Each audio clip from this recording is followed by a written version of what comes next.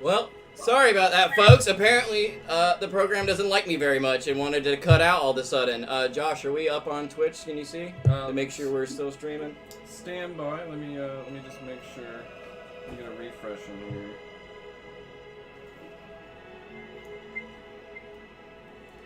Hello, it's my remote. Do you not understand? It looks.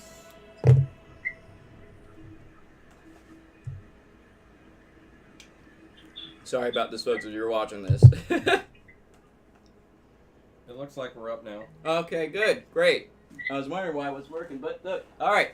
Now that we know we're back and confirm that we're back, why don't we pick up like where I was just leaving off after our little intro here and get to know some of the characters that we're going to be playing with. Yeah, Blue, if you want to keep that up and everything. Yeah, what's up? I'm just gonna check something real quick. Yeah, okay.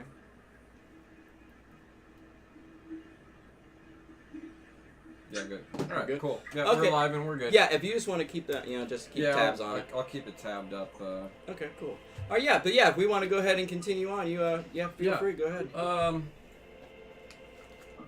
So whereabouts are we just introducing our characters? Or? Yeah, just go ahead and tell me character's name, their little tidbit of their story, how you ended up, accompanying the leader of your people to this meeting. Yes, so my character is Moss. Moss is a Tortle wizard. Born on the southwestern coastlines of Drell, he has gained knowledge from his vast lineage, from all of his ancestors, passed on and on. Given that knowledge, and with the Tortle's kind of short lifespan, after him growing up in their commune near the coastline, like much Tortles and much of his lineage, he ventured out with wanderlust in hand, ready to go out in the world, learn new things, and meet new cultures and new races. On his journeys, he picked up many skills, a survivalist at heart, and a very good utilitarian. He is kind of, I would say, a peaceful and doesn't want to really go into the fighting mindset of anything. He's really out to make meaningful friendships. Upon traveling the world, it was a message was passed to him that this meeting was happening, and he hadn't really ventured far into the north where this new danger had been approaching. But knowing that he was very much so needed, and being the son of the arcane master's clutch, it was his duty to return and accompany Haruk, his chieftain and leader, for this meeting of the minds. All right. Anybody else want to take it next? Give everybody a little tidbit of your character, their name and everything. Yeah, sure, I will. Why not? I'm still really trying to figure out this hiss, so no, it's okay. Please forgive if I stop hissing in the middle of something, or if you can't understand me. I am Caress, Meliason Bard, from the deep woods to the north. Born a lowercase pure blood in the Yuan-ti cult. Sorry, No, you're fine. Go ahead. I can't read this in a hiss. It's just terrible. No, just read it then. It's okay. I spent my youth in the temple serving the priests of Seth and Mershak. During my time in the temples, I was sent out many times to bring sacrifices and converts. Through years of proven skill in manipulating humanoids and dedication to my gods, I have risen in rank and achieved conversion to Malison status. I serve as a first advisor and continue to strive for the domination over all humanoids as commanded by my gods. It has led me to many lands and has ever increased my skills. For generations, I have lived relatively undisturbed in our secular community, but now the humans are encroaching on our lands. And for as much as we need the humans for sacrifice, in large gathering, they are dangerous. And with no standing army of our own, I've been sent to parley with the surrounding tribes. All right, excellent. Mitch or Shai, whichever one of you would like to take it. Just a name, race, maybe class, a little tidbit about your character and what they're kind of doing there. There's only one pussy in this room, and it is not me. is you. I might be feline, but pussy is not you. What, T-Builder? In time with friends with the new side chief or new blood. The chief has been a Mila. My character will be the stress for his spokesperson. I am fond of making jokes, and I can be really defensive at times. I love the truth, but I feel like he needs a man up, and I'm here within himself. Yeah. Yes. Indeed. Okay. Very nice. Very concise. Mitchell, if you would like to introduce your character name and everything. My character is Grong. He is a shadow monk who has been initiated into the Great Old Ones sect of his tribe. Starting off in the spawning pods as a purple-skinned Grong, he was in charge of the lesser green and blue Grongs and was appointed head codebreaker, intercepting other tribes in his communications. Very, very excellent. And I, of course, everyone, and your friendly neighborhood dungeon master switch. So, and I will be running this campaign and everything. So, okay. Now we have our intro, we have our characters. Let me go ahead and get us a little bit of mood music here. If I can find the one I was looking for. I don't know if that's it or not. Let us go on to adventure. Post haste. It's all about me. It's not about you. Hey, all of you have your major journey over various lengths of time and distance from your respective areas of where your tribes reside, and have begun to all culminate in front of this tent, which has been picked out. All of your leaders gathering you for one reason or another to be by their side and support them in this time of not only negotiation but trials and things that are to come. And they're suspected that the humans and all are going to begin to basically clear all of you out. And the overwhelming fear from most of the tribes is this taking of their land, and even in worst case being just simply destroyed by the humans, a mass genocide of all tribes down there. We have all of you come together, and as all of you walk together in various garb and dress and everything, you can enter the northern woods, a more secluded area, and more neutral zone, somewhere between the western mountains where the Aroka birdmen live, as well as the more center of the northern forest, where the Yuan-ti actually reside. The Yuan-ti, you already being in the tent and everything with your leader, sitting down, waiting for others to arrive and everything. And we will go ahead and come to you shortly, and then as they arrive, they'll come into the tent. Okay, so as you are sitting there, let me make sure I get Just polish my scales. You're just gonna polish your scales. Okay. A little wax on, wax off. Essex sits there with his hood and his robe, very calmly sitting there, looking over the food and other things, and seeming a little perturbed. Sitting there, it's like, caress.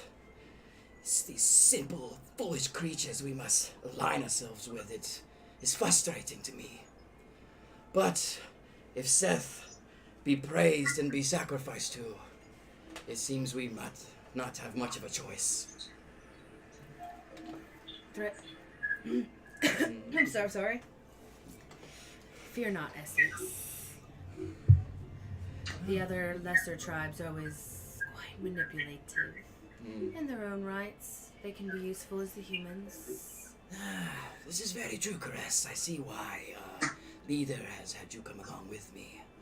And we have done well, and you have done well to set up refreshments and arrangements for them. We will see how this meeting goes and wait patiently, but I fear that maybe a truce may not be reached because people know of us, and even the Grong themselves are quite vicious killers when people encroach on their territory.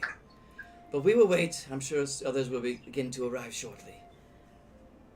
I do not worry. And as you guys are speaking and everything, we'll make this interesting, and we'll see who comes up at random. It'd be nice if I put my box close enough where I could read where my dice are rolling. So, okay. All right. Mitchell, what was your character's name again? I'm sorry, I keep wanting to say the first one you had picked. Brennan. Grennan. Okay, Grennan. Okay, thank you. Okay, Grennan. As you are approaching now with the Grong chief Domur sits there calmly, quietly, walking forward, and doesn't really seem that much to say. Seems pretty still and everything. He looks over to you, and points to you for a second, gains your attention, then points his eyes, and you keep an eye out. And as you're keeping your eye out, you look over and you do see the tent just shortly in the distance through some trees and everything, and begin to make your way toward the tent. As you and him walk walk along the path entering the tent, it's opened for you by another Yuan-ti who bows, stretches it open, and you walk into a large table inside the tent. Refreshments and other things. Not very big mixed variation of different types of foods and other things because they weren't sure which tribes were going to come. And you go in, as you see your chieftain, he looks up, and then upon entering, another Yuan-ti comes over and hands both of you a necklace. And looks at it, and then as they speak, and you're putting on the necklace, suddenly their words become legible. As at first it becomes gibberish, and then guards him to, "We're welcome to see you have arrived. Please take your place and accept these necklaces as gifts to be able to communicate with the rest of the tribes." And he bows and pushes you forward and leads you over to where your seating is. Your chief turns to you and looks, Domur looks over to you and just kind of shakes his head. Says very briefly, "They have interesting charms they give us. Not much of a bribe." And he goes and begins to walk to sit down. Mitch, are you doing anything in this time? I'm just going to take up a spot behind my lead. Okay. All right. Are you going to be just like standing behind him as he's sitting? Yes. Okay. All right. As you see, there is quite a long table, and it looks like they're expecting quite a few people. And he takes a seat. Since being the only one to arrive so far, your leader Domur takes a seat directly in front of Yuan-ti, nods his head, and greetings. I am the chief Domur of the Grong. Where are the others? And then as he says this, Essex turns, we are still waiting for them to arrive. Please help yourself to refreshments, as well as your companion here may help himself to whatever he desires. And then we go, and abruptly we come to our Tortle friend here. Moss, as you're walking down, you are walking alongside your chieftain, Haruk. Sorry, Haruk. I made up the name and I forget it. Haruk. And Haruk looks, he says, it's a nice day for a walk out here. Wonder what this meeting's all about. You told me that you saw humans to the north. What was your experience with the few you interacted with, or did you get a chance to get close? Unfortunately, I didn't get a chance to get close.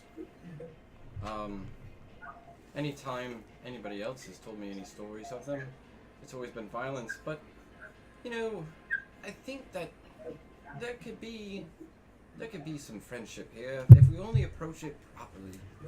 Yes, I believe a delicate hand is definitely necessary. You are wise to advise me as such. I will be looking for more of that wisdom in this coming meeting. And as he's saying this, you guys just come past the path around a tree and now see this tent. Yuan-ti obviously standing in front, waiting. Sees you, nods his head, and then you both begin to approach. He comes up to you and says, greetings, and opens the door. You all walk in and step in to see the Grong right in front of you, as well as the Yuan-ti sitting on the far end of the table. They have the refreshments, as I had described before, many various drinks and foods and everything. And as you're handed in, once again, the doorman turns over to you, he's like, here, accept these to understand what we say, and welcome, and hands you both the necklaces as well. Your leader puts on his necklace, Haruk, and he goes, this is quite fetching. I think I do enjoy this. This meeting has been worth it already. And he begins to walk forward in. I always do enjoy gifts. All right, and he begins, and he goes, looks at the Grong. He takes a quick look at the Grong, your leader, and sizes him up and looks for a second and takes a seat over to the side, choosing not to sit directly next to the Grong, and a couple seats down, and he sits there. Is there anything you're doing at this time as you're entering and he's sitting down? I'm gonna follow suit, and I'll just sit down next to the leader, and you see that, Hulk? The Grong are here. I haven't seen them in a long time. Yes. Last time I saw Grong, he had a knife to my throat because I was trying to walk on his farm. Silly folks. Well, enough about them. I'm sure we'll have plenty of talking for now. Perhaps we should eat a little and collect our thoughts. Oh, look at the spread. Oh, yeah, and he begins to grab some fruits and things. Yeah, and I do as well. Okay. And then we have our famous Tabaxi friend. All right. As you're walking along, Shai. I'm sorry again. Let me write your name down again. What was your name again? You said Mila, correct? Okay. Mila, as you are walking along with your lifelong childhood friend Emery, also known as Emerald Wood of the Stilling Woods, the chieftain of the Tabaxi, he walks around and he's like, well, I don't know about this. I don't know about this, Mila. We don't really usually associate with these tribes, and we've had some problems with them before, especially my father before I took over. A lot of problems. I'm a little uneasy about this. It doesn't. I don't know the Yuan-ti to ever be, accepting or wanting of people to come. I don't know. What do you think? I mean, should we really go? Maybe we should turn around right now. I don't know. What thing is scaring cat, man? You're not the father yourself. You got this. Well, yes, I suppose you're correct. I suppose. You're right. She have a firm hand, and a firm voice, and a firm walk. And as he says that, he takes a step around, and you both step just around the same tree everybody else has led through in the path. Viewing the tent, now night beginning to set in. Torches, you see the doorman beginning to light torches, and looks to you in time, nods, turns to you, said, "Welcome, please enter." And opens up the tent door once again, letting you in, and the other greeter sitting there turns to you with necklaces, placing them over your necks. "A gift from us of goodwill and faith. Please come in and communicate." That did not mean to rhyme that, but it did. and as you go then, you're, of course. And your friend, you see him looking in, dodging back and forth from chair to chair, kind of half-stepping into the room, slowly making his way as if he doesn't know where he should sit. Just, and then he slowly turns and just goes to the far side of the table, the farthest chair from everyone, and sits down. What will you be doing at this time, Mila? I'm just gonna follow him. Okay, you follow him along and you sit there. All right, and as you're all sitting, Essex, he begins to stand. And as he's beginning to stand, someone else comes in the door. And Araroka, the bird people come walking in. You see them grabbing the necklace and ruffling the feathers and closing their wings in and walking forward and getting in there. They're getting the necklaces and everything. And you hear, "Greetings! We are Araroka from the western mountains of the northern forest. We have come here for this meeting to solve the issues which I'm sure the Yuan-ti are well aware of. Where must we sit?" Essex turns, and as he's standing about to greet everyone, "I did not think you would arrive. Here, sit over on the other end of the table. I suppose we must balance it out. We have the Tabaxi on one end, and you all suppose the other end would be suiting." Keep the warm bloods together. Well, we don't need them together. And he just turns to you and kind of says, don't worry about it. And everybody, Aroka nods him, and he has two companions with him, who say nothing and stand on either side of him as he sits at the edge of the table.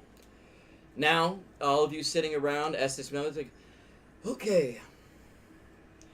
Seeing as it is evening already, and we cannot predict who all will actually answer our call, we will go ahead and begin the meeting now. As all of you have been made aware of from the notices we have sent all of you, and I appreciate all of you making your way here to talk with us. The humans, though we do use them for our own purposes have become unbalanced and out of control. They've begun to breed wildly and push forward into our woods. And I know the Aroka can speak for the same as their dwarven brethren pushing into the mountains and mining where their homes once were, and digging around causing collapses and avalanches.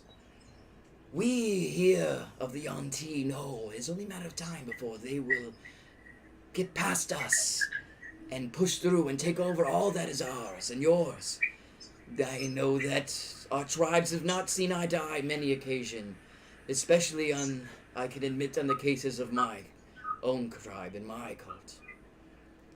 But I'm here to pick up suggestions and ideas, and also to share a bit of information which I find a little unsettling. It seems that one of the captives we have taken, that was interrogated from these patrols that were sent out to look into the woods, had told us of a weapon and a forward operating base being built for the humans just on the edges of our region in the northern wood. I find this troubling. Although he was tortured quite long, he did not tell us or divulge or seem to know what weapon was that was there.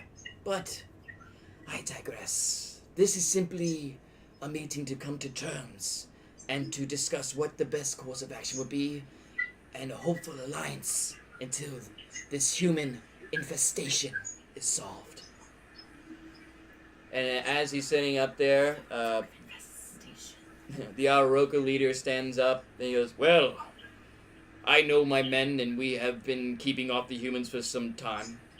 We are already at our wits' end and have not the manpower to spare for any ventures, but we are willing to sit and listen, to be aware of what's going on, and but possibly set up a communication channel to give you all information as we see it, but we just do not have the means to stand and fight. Perhaps we could help with supplies and other things, but our warriors are thin these days."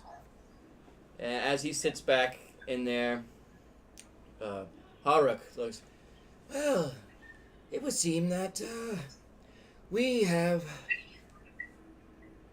a mutual interest. I am not one for war or other things of that nature. I would certainly prefer to sit quietly and meditate among my people and live our lives. But it seems that, at the very least, as the chief of the Aroka, you did not introduce yourself, by the way, good sir. What do you call yourself?" And the Aroka turns and says, "Oh, my manners. I am Draid, the chieftain of the Aroka." "Ah, yes, thank you, Draid. Draid, we would agree with you at information is needed. I don't know about this weapon or anything like that, but I know I would certainly feel comfortable if I had my right-hand companion and my arcanic divulger over here by my side be a part of this party that finds this information. And I think perhaps a group of some kind to be formed would be the best method." And as he finishes saying that, Chief Domer, the Grong, turns to you, Mitchell, and kind of gives you this look, and gives you a stare that gives, basically saying to you without speaking, "Should we stay?" And he's looking for a nod from you, if this is what you should be doing. I had to look way over here to see you. Yes, I was just not. You just nod? Okay. So as you nod to him, he turns, he goes, "The Grong, we do not have many words. Humans are not good. You all are not good. But the humans are worse. I agree something must be done. I agree alliance must be made." And as he finishes saying this, we go to, once again, the Tabaxi leader, Emery. "I, Emery, or as you all can call me, Emery, or Chief Emerald Wood of the Stilling Wood. we have gotten the calls well, and though it does bother me a bit of aligning with certain tribes that I know we don't have perhaps the greatest paths together, but I know this to be necessary action, and I certainly do nominate that perhaps an exploratory party would be sent north to where this base camp is and find what weapon they could possibly have. I certainly know there's only one person I could trust in all my bands that is more than capable, and these days probably only one capable of doing such a thing, and it would be my right hand here, Mila. Mila, would you be willing to enter into the northern woods with a group of assembled of these other leaders' men? You know I would put to the force put to us. I'm always glad I can rely on you. All right. Well, that's about where I sit. Other than that, I know we'll be needing to do some more work back here. Is anybody here advised well on perhaps on what we could do other than sending a party of gathering here? And he kind of looks like nervously around to the room for suggestions for anyone.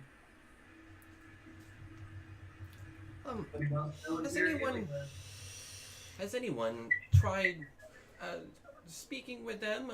A truce with the humans? I mean, is this really? What is the extent of the pilgrimage into the forest? Is it violent, or are they just merely propagating themselves too fast?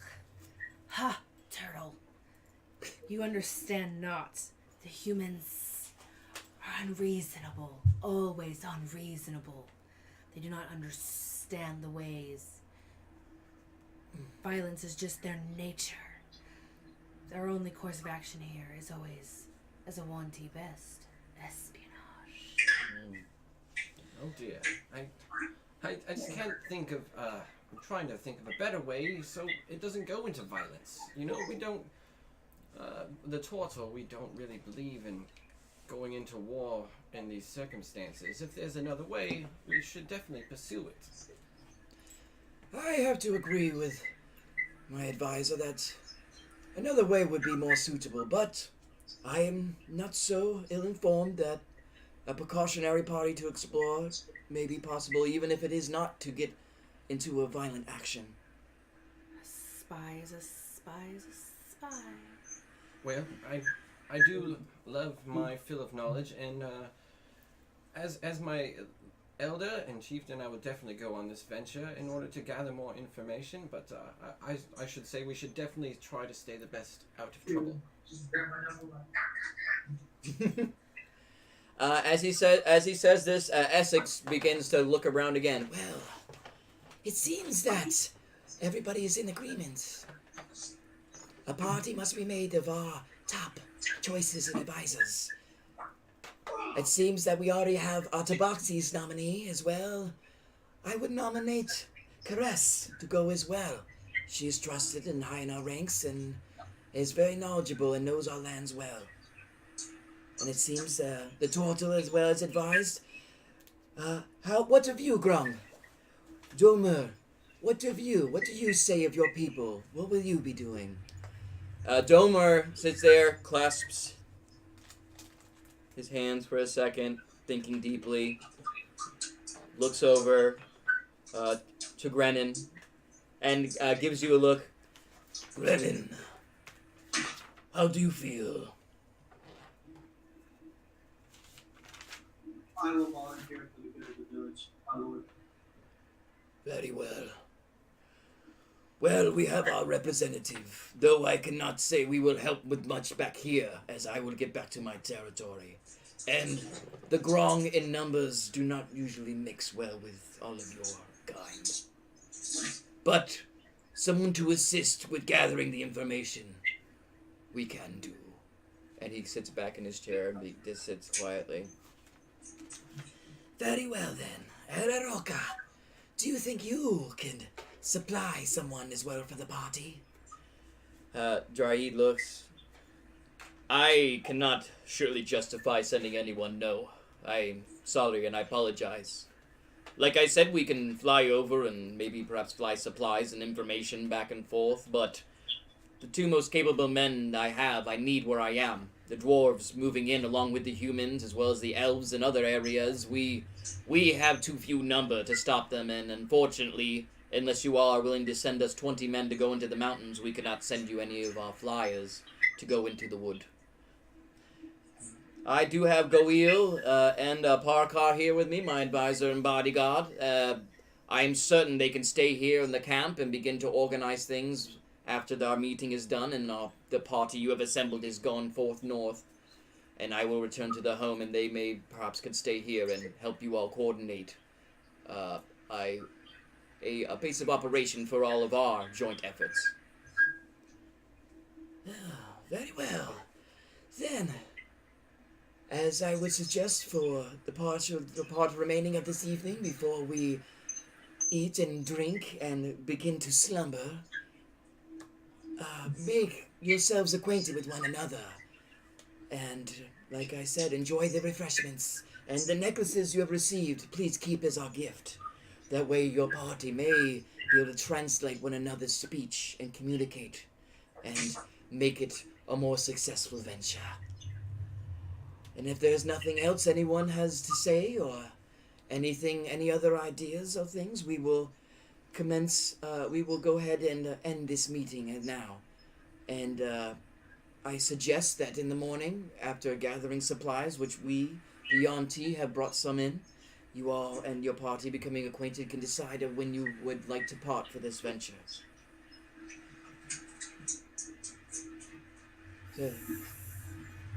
So, any closing remarks then for the meeting?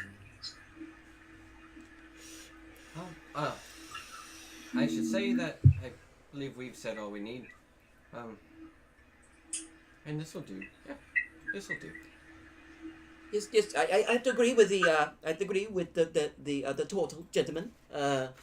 We have come to good conclusions. I suggest perhaps some refreshments and a good night's rest, and a travel back to our respective homelands for us leaders and our representatives to move on, and whoever else can stay here of the Oroka, and then they said they would to stay here and perhaps begin deciding where we're going to have a base of operation for our joint efforts, as was so eloquently put by Essex. Yes. Well then, if that is all, I will take my leave and begin to set up my own tent for camp for the evening. Mila, I leave you to become familiar with our new allies. I bid you all a good evening. And he turns and as he's walking out, grabs a chicken leg and walks out the door and goes outside the tent. Oh, well. It seems that our Tabaxi leader friend is going to set up camp. Perhaps I will take our two assistants here and begin to set up the other leaders' quarters and your other quarters as you all become familiar. If you'd like to accompany me, Haruk, Domer, as well as you, Draid, we will begin to go set up some camps and stays for all of us this evening. And as he does this, some of the leaders begin to get up and begin to move their way out, following Essex out. The doorman that was on the front of the tent door follows behind them out and everything, as well as the other doorman you see with the door open. All of them walk off just in front of the tent area, and you see in the distance a pack being put on the ground as the tent door is opened by Emery himself. And then he's all of you now, sitting in the tent, looking about, just the four of you now, with the two Ararokas, the Goil and Parkour sitting at that one opposite side of the table that the Tabaxi were, just sitting quiet. Actually standing where they were sitting, quietly, just standing there. So, whereabouts did they say that this new camp was? Yeah, if you need any information for stuff like that, you can just ask me. You know, because there's certain things that you probably would know. So if they ask you something, where the humans are. Yeah. So yeah. So is the part in the center of the northern forest? Yeah. As that's where we're from, is the center of the northern forest. Yeah. As Caress would know, she would know that a few miles north of where her actual her home is and everything, and where the cult calls themselves home, they actually have a camp just north of there, and recently has been divulged that the weapon was there as well. And in the Aroka, I have also told you of dwarves and other things making their way up the western mountainsides and everything of that just outside the forest and everything as well. I want to bust out my shiny lyre. Yeah, sure. You go ahead and bust. I'm gonna play some lyre music and make these people feel at ease because that's what I do. Manipulation comes in many forms, my friends. Mm-hmm. I don't know if this is actual lyre music. We are gonna find out. Okay. As you guys are all sitting around there, are is you? It, actual, it is to charm someone, right? Yeah. Grennan and Mila, are you guys doing anything in the moment? As your leaders have taken out with the other assistants of the Yuan-ti servants to set up their staying quarters for the evening. You all sitting around there, seeing your new Tortle acquaintance talking with the Yuan-ti about gathering information about where exactly the camp is. The Yuan-ti beginning to play her sweet song on her lyre. All of you enjoying food. It is very present. What was your name? Grennan again? I'm so terribly sorry, but being a traveler of sorts, I have not seen a Grong in much time. Where do you come from? Arboreal swamps. Oh my, I dare not travel there yet. I have gone through a lot of the west sides of Drell, but not that far over there. Yeah, we're not very hospitable. It is written very so in a lot of our ancestors' books and whatnot. But you're just such a fascinating. What is this? The slime, kind of glistening on you. Oh, it's the test.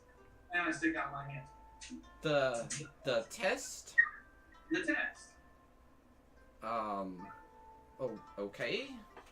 I reach out to shake his hand. What does that do? Saving throw. Probably. Did you pass the test? Yeah. He's looking at a book. I don't know what you just grabbed, but it's hazardous. Constitution saving throw. Like I said. I'm a curious mind. 10? You failed. You're poisoned for 1 minute. Oh! As you grab his hand, the sticky fluid, the thing that seems to be coating his skin, starts to grasp onto it, and you pull away, it sticks, and then snaps back and starts to absorb in. You feel a boop, boop, boop, as you suddenly feel poison coursing through your veins. Your heart begins to skip beats, and a bead of sweat begins to come over your forehead. You sitting there starting to breathe slightly heavy and... Oh. Seems you didn't pass the test, Turtle. I should say I didn't. I definitely should write this in my journal. I should be fine though, right? I should be fine? Yeah, give it a little while. You should be fine. Okay. I'm gonna pull out my reed whistle and start playing in tune with the lyre. Alright, nice.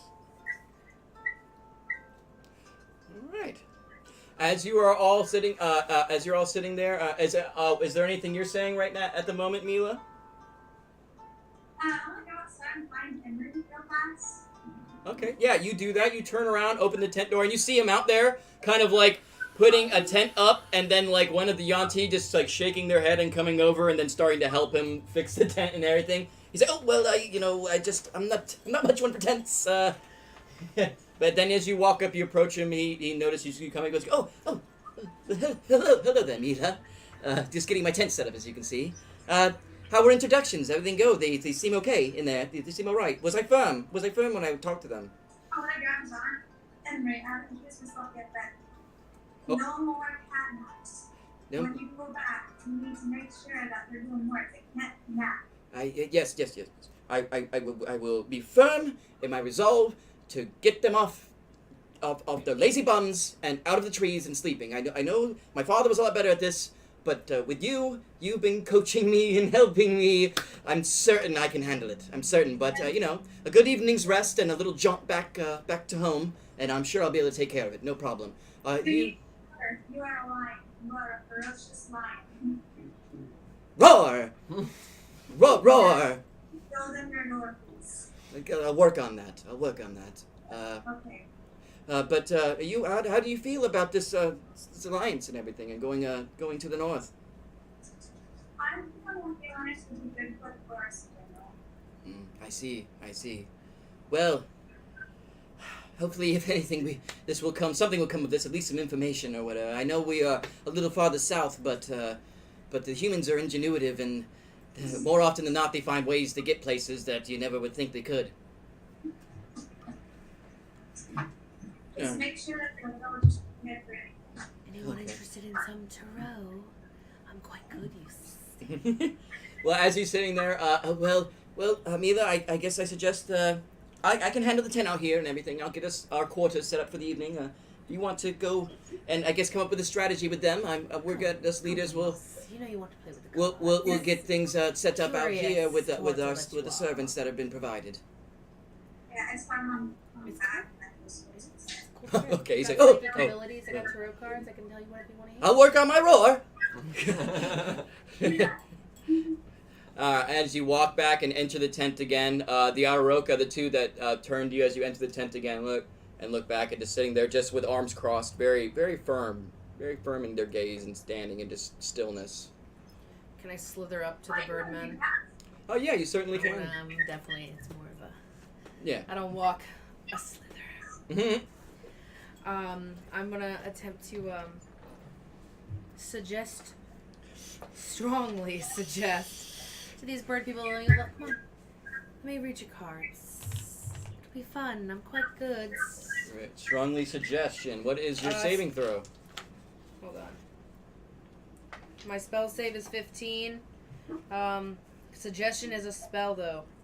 It's a wisdom save. Yeah, wisdom save. They definitely failed. Not a crit, not a critical fail, but they fucking failed. Cool. So I'm strongly suggesting to them that they want to let me read their tarot. One turns and kind of you see like a little kind of glaze, and then his posture begins to settle. Very well then, I suppose you could read them. And he actually pulls a chair out and sits down. See, I knew we could be friends. So, yeah, I'm pretty good at reading tarot because I've got mild psychic abilities. They're not very good, but they're good enough for a parlor trick. Okay, is there anything specific you're doing when you're reading them? Or? Well, reading the tarot is basically just tell them what they want to hear. Okay. So, I guess I have to roll to see how well I convince them that the cards are correct in whatever it is I'm telling them. Okay. Yeah. Go ahead and give me the rolls, and with the tarot cards, is it a roll against them, where a save Well, for I them? guess it would just be my mild psychic abilities to be able to read their mind enough that's on the surface, what they want to hear immediately, because you don't want to give someone a bad I see. So it's got to be a saving throw by them. Okay. So what's your spell save DC? It's 15. And I imagine it's gonna be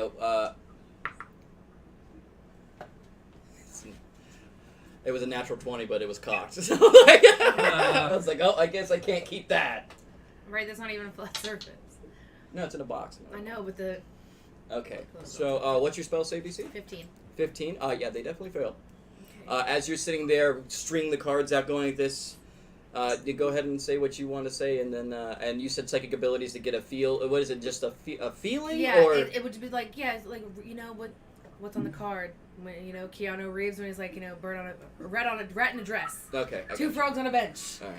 It'd basically be like that. I would know what to say to them. Just something Okay. real simple. As you're sitting there saying them and telling them, you're pulling up cards.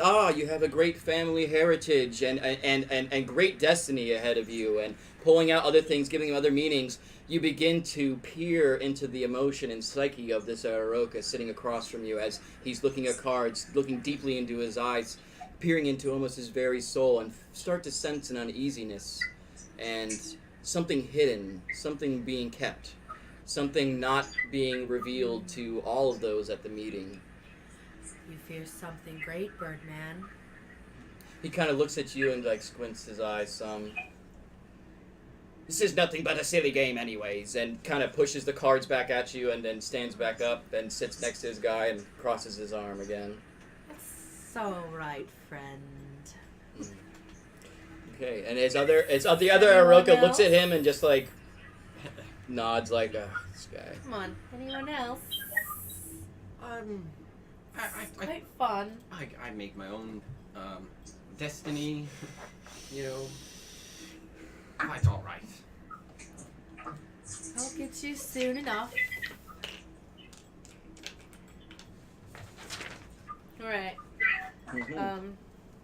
That's and that probably the end of my suggestion is over. It only lasts like a minute, so. Okay, yeah. And the time it would take me to read it. Yeah, that's why I said by the time you read the would've cards, been he would have. his suggestion would have It's been over over. with. He took the action already, and then that's what I figured.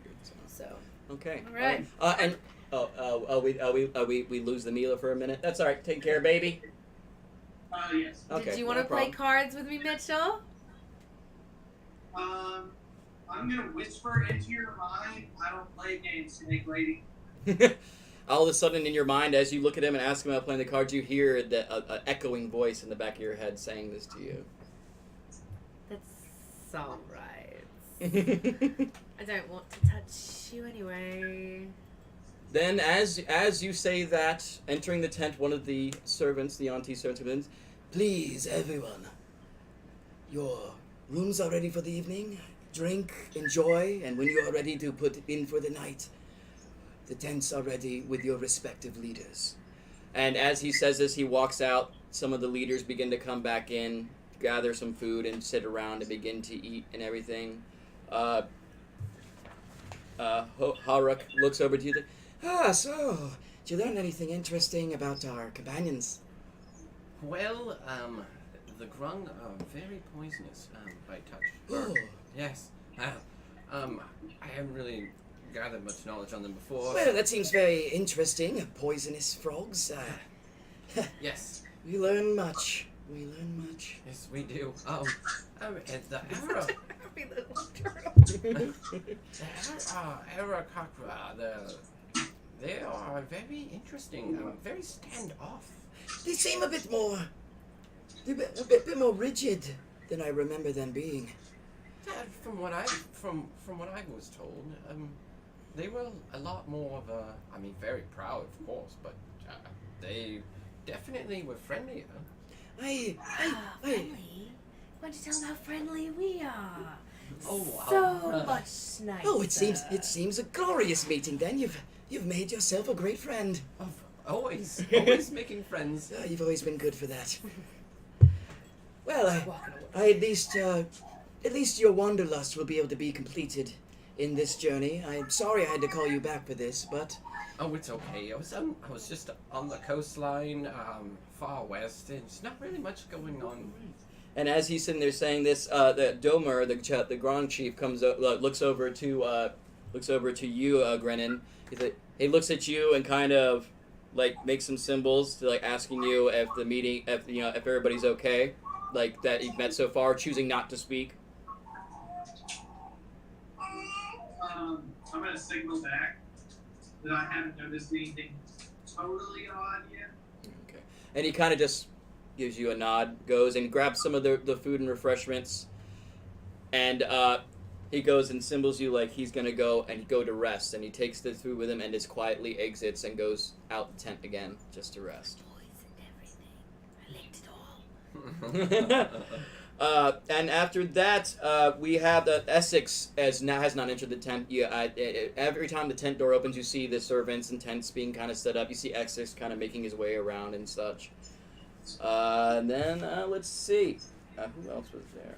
Okay, the Aroka Jaid comes back in. Well, I certainly wish we could have been more help. These refreshments and gifts of communication were much greatly received. He looks over at these other Aroka, and one of them kind of having a weird look on his face after getting his cards read. Seems to be wrong with him. Well, never mind. Come on, let's go to the tent. Since I will be needing you to send messages back home to see if we can begin scouting for them and gathering some information. If you all will excuse us, they turn and exit the tent. Go ahead, I'm sorry. Oh no, I'm telling Tara to get out my face with the tank grill. Oh. All right. Then the Aroka they leave, and as the tent doors, we see them going to their respective tent. Okay, and then Emery makes his way back in once again. Finding you, Mila, standing over there. What are you doing at the moment? Are you just standing in the tent listening to everybody, or? Yeah, I'm just observing everyone. Okay, he goes over and walks over to you and comes and stands to you. Well, this is certainly an interesting meeting we've had so far. I've never seen this many different tribal leaders together at once. It certainly makes me worry, but it's okay. It's all right. We're gonna be okay. I'll be it. All right. I tent is set up. I came to gather a little bit more food, and it is beginning to get late, a little later. The sun rising. I'm growing tired, so I think perhaps I will just gather some food and drink and sit in the tent and begin to eat and take my leave for the evening. Mila, please stay and learn more about our companions, and I will go to the tent as well as eat, and I'll send back word to our people as well. The firm hand, the firm voice that we will solve the problem. Solve the problem. All right. Very well. Well, enjoy your new companions, Mila. And as he turns and kind of smirks and turns and walks back out the tent. All right. It is once again your party in the tent now. I want to sneak off and follow the birdmen. Just casually. Okay. While they're all sitting there. Go ahead and roll me a stealth check first. And yeah, go ahead. While she's leaving. Okay. Mila, is it where do you suppose that we should be venturing first? To the north. What'd you say? Oh, what'd you say again? I'm sorry. The microphone popped a second. To the north. To the north. She said north. North. To the north. To the north. She's from Boston. King of the North. What? Huh? I'm from Boston?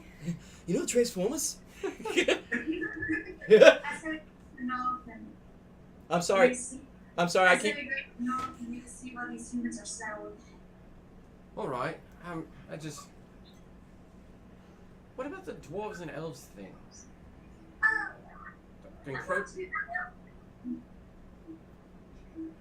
Dogs and elves, I suppose they do throw nose and threat. Okay. I mean, I suppose if there's some weapon of some sort. Anybody have any kind of more information of what kind of weapon this could be? As you guys are having this discussion, what'd you roll for your stealth check? It ends up coming up to a 20. A 20. Not a I nat. want all three of you to go and roll me a perception check to see if you notice her kind of slip off to the side and try to slip out of the tent. You want me- Yes, perception. Nat 20. Well, Beautiful. And I got 19. did you get a nat 22? 19. Oh, I thought you said it. Like, damn. 16. 16. And you say, okay, so you in the conversation with what did you say? She said 19. Okay, you and her caught up in conversation. You and Mila kind of don't notice, but then Grennan sitting there quietly looks and peers over and immediately notices as his new Yuan-ti companion begins to try to slip out of the tent very quietly.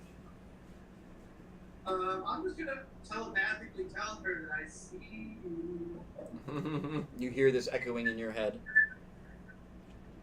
But I can't speak back to him the same way. No, you Not can't. if you want to remain stealth to those two. It doesn't really matter. Mhm.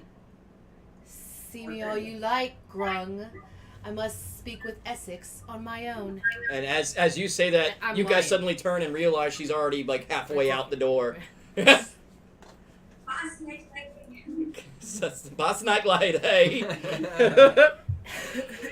Okay. As you exit the door and everything, you guys continue our conversation. You make your way outside the tent now. What do you like to do? I want to try and sneak up on where the bird people are. I want to get the one alone whose cards I read. The cards you read. So Okay, you see I'm gonna wait for an opportunity with to do that. You do see. You're hanging outside the tent. You see Essex talking to a couple of the other leaders and talking to servants, getting things set up still, and adding some other things, getting fires started and everything. It's definitely far into the evening now. You see the Araroka, not the leader, but the two his emissaries outside of his tent on either side, just standing guard. Once again, with their very rigid form, sitting there very quietly, not saying much, just keeping an eye around. You two always together. They look at you, and roll me a straight charisma check, just because they're pretty rigid. And you already had done the suggestion and everything, and they're pretty aware of what you're about as far as this point. So they may be a little unwilling to talk to you. I am rigid, Trent. But I'm also super charismatic, so we're gonna go with it's 22. A natural one. They turn in. Well, you see, we don't always travel together. We always travel with him. Yeah, Draid is a good ruler, and he tries to we follow him wherever he goes and keep after him and keeping tabs and protecting him, and from usually people like you. What's so wrong with people like me? Well, you're a snake. I've done you no harm. You are a large snake, lady. This seems all wrong to me. I'm a bird person. We both come from eggs, don't we not? Not that much difference. The egg can only unite us so far, my dear. Come on.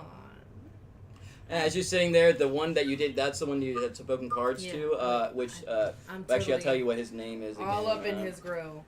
He is Goil, but Parka, the bodyguard, more word one, is just sitting there, he looks over at him and just kind of, just nods his head again, like, just talking. Well, it seems I'm getting on Parka's nerves. We're not really meant to be here speaking to everyone. That is our leader's job. So, we will continue to stand guard and everything. Unless you have something you need from our leader, then we will bid you a good evening. Oh, no, I just wanted a little of your attention. I had such a good time reading your cards. Are you trying to persuade him to keep talking? Yes. What's your charisma stat, just altogether? What's your whole charisma score? 19. 19. Yeah, you would have to make a roll persuasion roll on this, because I was going to say if yours, I thought yours might have been higher, then I would be like, no roll, but.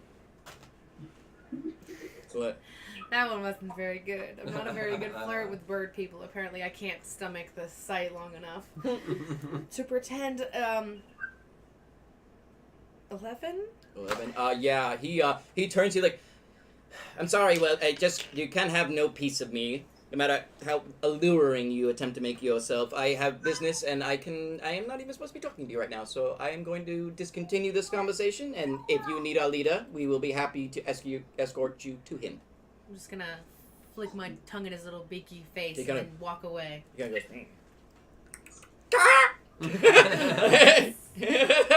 Oh, I love it when you ruffle my scales. Alright, and then he continues to stand there. We go back into the tent where you and Mila were having a conversation, as well as Grong is sitting there, viciously aware of her trying to sneak off and everything. So, these bad people would have information on us. Let's see what works. You're breaking up a little bit. Let me see if I just turn you up, if that helps. Yeah, go ahead. I said, do you think that these bad people would have more information about the wolves' mouths? I would actually say that they've seemed very reserved. It's quite possible that they are holding a lot more close to the chest. Huh? Yeah, we can hear you. Yeah, we can hear you. Do we? You can't hear us? Not really quiet. Oh, Jesus, man. Stand by. Of course, I put the mouse pad way back over here. Yeah. Yeah, this is gonna be really loud for a moment. I really hate that this thing keeps doing that, man, Timmy. You can't hear us. Oh. Alright, let's try to reconnect again, guys.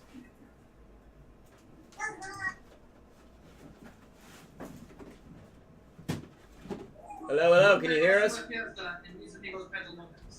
Hey, can you hear us now? Sort of. How about now? Like you can't ask, can you hear us now, and then stop talking? Can you hear me? Oh, I got you, buddy. Yeah, Yeah, you can hear us continuing to talk. It sounds okay. We're coming through all right. Everything's all good. You're still dipping a little high and low, but it's not as bad. Okay. Well, perhaps if I just tweak the volume down a little bit on it, that might. Does that help at all? Now that I'm continuing to talk, is it doing better now? No, it's not. Is it worse? Is it worse now? It was like going in and out there for a second. All right. Yeah, the problem is when you're going in and out is it doesn't pick a set level. It'll either go super low or super Is it high. the setting? It's probably because when it's picking you up versus picking us up, it keeps bouncing back and forth. Because the TV's Should we right just go there. 360 mic setting? Is it not on that? I think it's on the two-sided. I was on the. No, I'm on the circle. I'm on the 360. Yeah, but can you Look. twist it further? I forgot this chair. There. How does that sound, guys? Go to where you normally sit and speak. All right. Here, how about this right here? Does that sound better right here? And we're also talking at the same time. We are all talking. Talking together. We like to talk. Voices happening. Is that better? That's a bit better. Okay. Alrighty then. All right. If that's a bit better, we get a little bit of volume and a little more gain, so that way we can make sure you pick you guys up too. Okay. Back to where we were. Yeah. So sorry. Say that again, Mila. I just did it again. Did what? Get in and out. I don't know why it keeps doing that with you guys. It's roll 20 is the problem, and I'm gonna resolve this eventually by getting a different program going because I'm just tired of dealing with the fact that it's always like this with the mics and everything for no reason. Yeah, it's like I don't know why it just wants to keep doing that and everything. Here, well, if it started that again, if it's gonna keep doing it, I'm just gonna flip it back to the setting that picks us all up really well, and then what I'll do is I'll turn the gain down some. Is that better? If I keep talking like this, is it not cutting in and out as much now? Huh? It still is. Oh my gosh, man. What the hell, man? What changed? I don't know why. Nothing changed. It's roll 20. Okay? Roll 20 is just not very cooperative with us. Hold on. Because it does it to them too. They'll cut in and out. Yeah, here, how about that? If I turn the gain and everything way down, is that better? Hey, is that any better now, guys, that I turned everything down and stuff? Does that sound better? Me and Josh talk. Here, go ahead. Go talk. What? You need me to talk? Yeah. I am talking. Talking. I like potato crisps. Potato crisps. I are apologize to the audience. Apparently Roll20 hates me. I'm sure they're being fairly interested by the weird stuff we're saying right now. good. Yeah, we can just be really weird. It's fine. Hey, join us while we just say random words and phrases every Sunday. Woo! I used to have a book called that. Hey, but is that better now? No. No. I mean, is it tolerable to where you can hear us? No, because like I said, it's going like 1 minute you're really loud, and next minute you're super quiet. And I Like can't it's- hear you. Okay, so It's maybe prairie dogging us. I don't know why it's doing that, but maybe if I turn instead of using the Yeti for you guys, perhaps if I just use the your guys' cam over there, which is a 270, which should be the first 270 on the list. We'll try that. I don't know. Hold on. Can you? No problem. Okay. Hey, can you guys hear us okay now? Hello? Oh my gosh. Well, audience, we're going to take a short break until I figure out this audio problem because you guys sitting here watching us do this probably isn't super entertaining. So if you all want to take a short break, we will be back momentarily. Thank you. Intermission.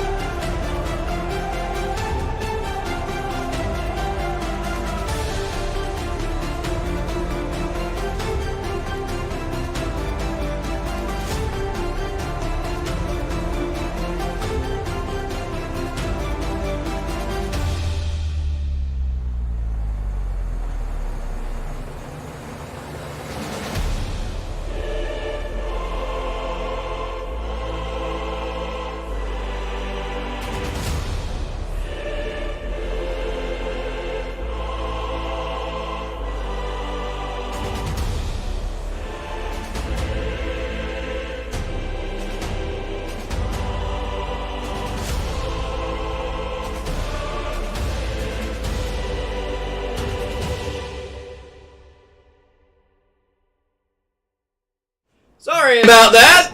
The internet hates me apparently and doesn't like the function. So we're gonna deal with it and hopefully work through some more of the technical difficulties when it comes to our next stream. Possibly a few things I got to adjust. But you know, as things happen, and we will continue on with the story. We're leaving off with them still in the tent. Caress trying to charm these Aroka that stand guard of the other ones. Successful in some ways and not successful in others. And then going back to the tent where our party is now sitting and discussing their next move and everything. The conversation between Mila and our Moss. But yeah, go ahead and take it away, guys. You guys are still in the tent talking. In my yeah, I'm trying to think of where exactly. I mean, I guess we should just head into the North Woods and see what we see. So, well, what time is it? Is it getting late? Yeah, it has begun to get late. It's been dark for a while now. It's probably getting closer to go ahead and getting in for the night. Okay. Well, if there's nothing else, that we can add for the night, I believe I'm going to turn in.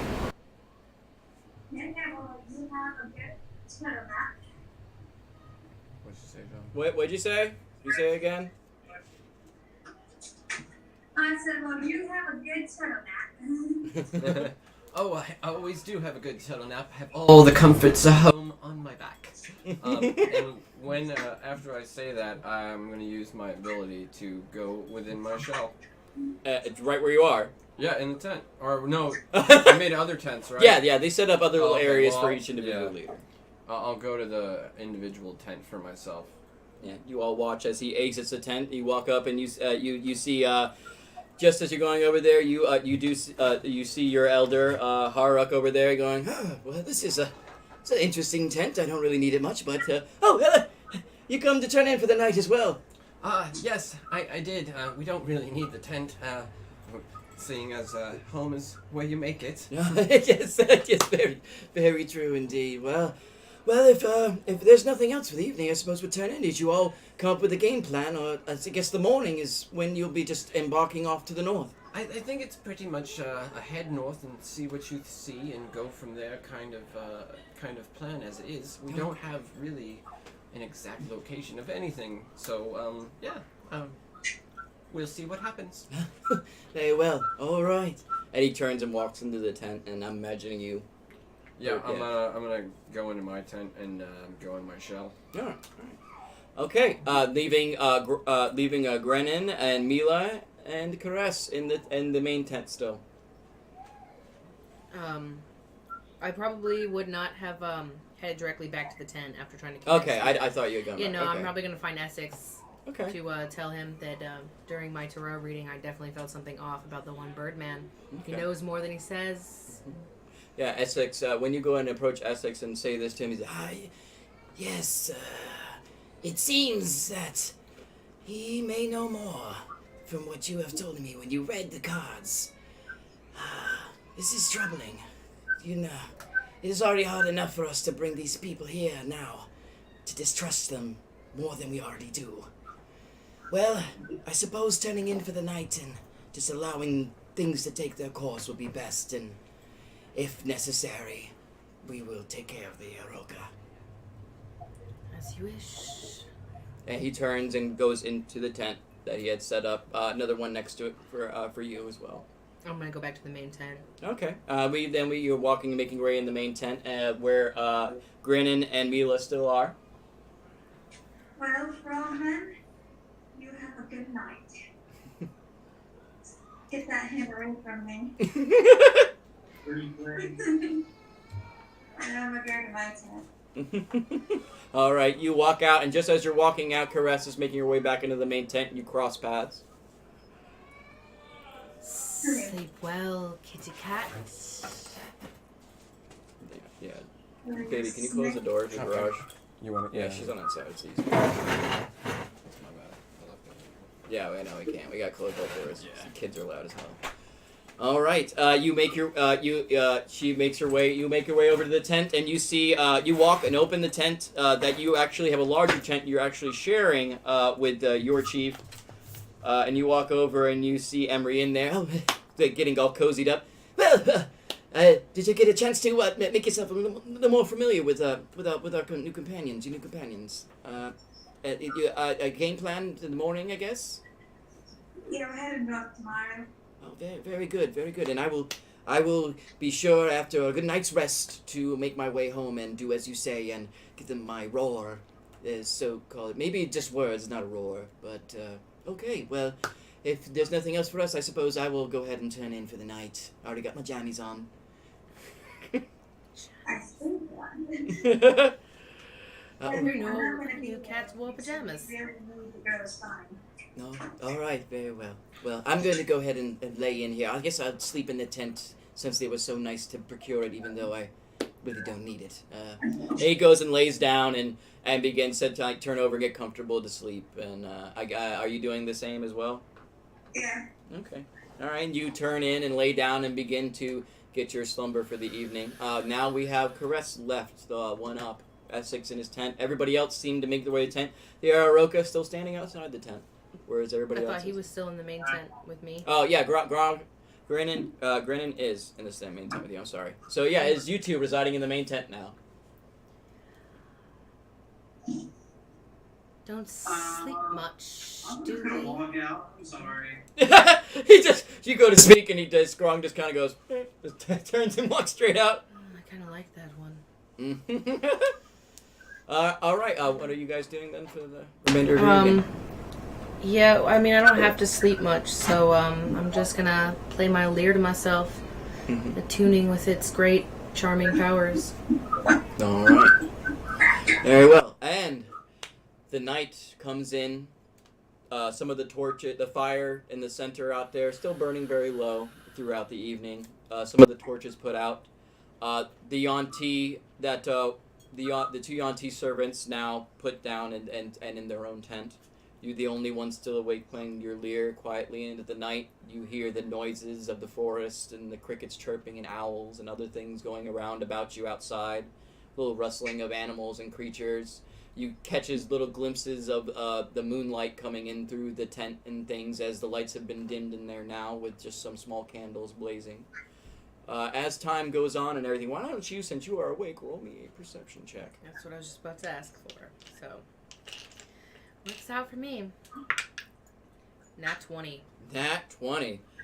As you're sitting there and everything, you begin to hear like little rustlings, like shuffling and rustling, and then you hear outside, you hear someone's tent open and then close. And then you hear footsteps just outside of not outside your tent, but out in amongst the other tents. I want to stealth out of the main tent where I am hanging out. And I want to stealth out and towards investigate the sound. Okay, go ahead and give me a stealth check.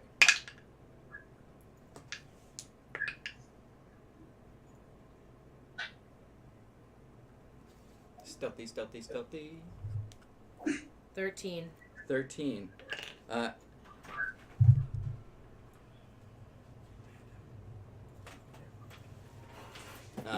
One second for Josh there. As you go out into outside and you look around and everything, you see one of the Araroka walking across, and it looked like he was almost reaching for where the tent of where Essex is to go open it up, and then quickly looks over and notices you coming out of the tent, and lets it down like, perhaps you could help me then.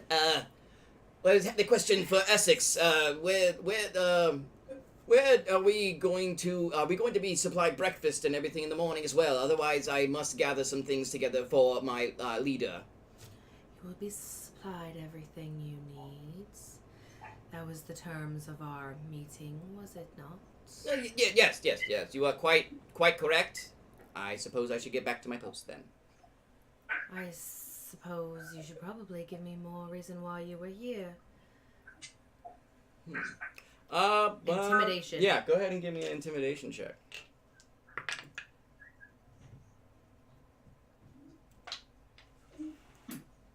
$19. 19. He suddenly kind of looks at you and becomes very fearful and everything, and just without even saying anything, begins to abruptly turn and walk back towards his tent. I want to reach out, grab him. Grab him. All right, go ahead and give me. Yeah, because I just kind of wanted to, get him to turn right back around. Give me. Because I'm about to, seriously hiss up in this Where are guy's you face. grabbing him from? His birdie shoulder. Like. If he tried to, turn, because I Because he I turned, his walked wings right are up. curled up on his back, closed Then- up on his back as he turned. Well, I mean, do they have shoulders? I mean, Or, they'd probably be wing behind. top? It'd probably be behind his So, wing. wing back. Whatever makes it, I'm going for, wing back, I guess. All right, go ahead. Yeah, give me a strength check. 19. 19. Okay. Jesus. Yeah, that's with no Yeah. modifiers. They matched you, and they have a lot of fire +1, so they got a 20. As you go to grab, he pulls out of your grip really quick, just as quickly as you go to grab it, and when you grab the wing, you know what? I'm trying to think. When you grab the wing, you notice something odd about the wing itself. You can't place what's odd about it, but you notice when you grab it, something doesn't feel quite right about the wing. But he quickly pulls it away and begins to quickly continue to speed walk back over his tent. Can I hiss menacingly at him with my big fangs and stuff? Yeah, of course you can hiss menacingly at him. Yeah, he kind of just abruptly turns and looks and quickly makes away, and then this time walking in, opening the tent door and going all the way into the tent, and leaving you out there alone now. It's going to be a long night. I am not going to go into my tent. Instead, I would like to take viper form and sleep right next to the opening of Essex tent. Okay, you do so and take viper form and sleep in. I am a tiny little snack. Slither over and curl up and begin to rest. And you all now coming in for the night. The moon shining upon you. This next part, we need Josh for. So, is Josh taking care of his son currently? Yeah, Amanda's here. Amanda's here. I see. He's being picked up. Of course, that's probably going to take a minute. Well, why don't we go ahead and, because Josh is having his son picked up currently. I'm sorry, guys, for the earlier technical difficulty and already taking another little break. I promise you next week it will be a little more fluent with how things are ran and everything, and hopefully less technical difficulty. But we're gonna go ahead and take. We might as well go ahead and take our midway break because we got some other stuff going on and everything. Probably another hour or so of stuff to play, and then we'll be done for the evening. So. Well, all of you wait patiently. We promise we should be back in about 10 or 15 minutes, and we will see you there.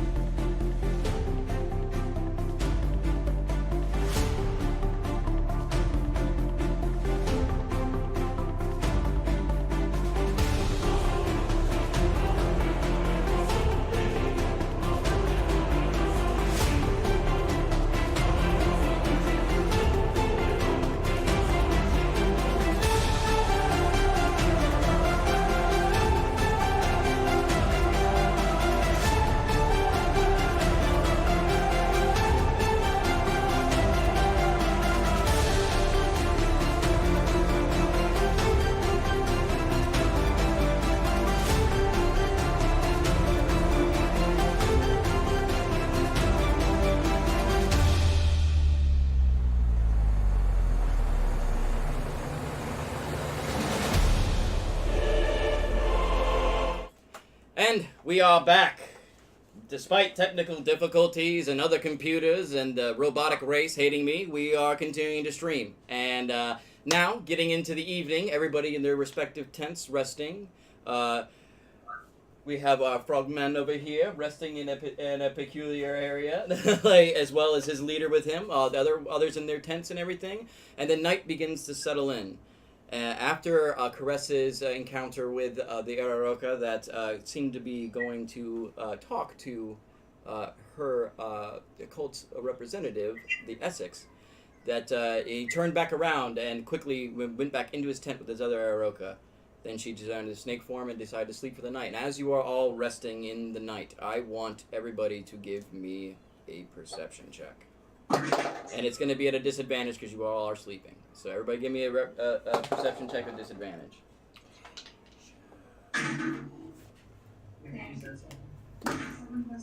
I got a 4.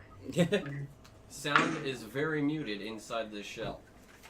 I've got 14. 14? Okay. 12. 12? Okay. And for you, Caress? 11. 11. Okay. As everybody slumbers and sleeps and everything, you, Mila, suddenly hear some rustling and everything, and it wakes you. You look over to your chief, and you see that he's still soundly sleeping, and you hear some footprints and movement outside and around the woods and the woods surrounding you. Alright, I want to gently shake Emmy and tell him, hey, something's outside, something's going on. You're like, what? What's outside? What? It's probably somebody using the bathroom or something like that. I don't know. These weird. I'm going to check it out, but if you hear anything, go wake the others. Oh. Like, if you hear a scream or anything, go wake the others. Do you think it's? Oh, okay. I will. Alright, and I'm going to go outside, stealthily. Okay, go ahead and roll me a stealth check. Catch it. 15. 15. As you go outside and everything,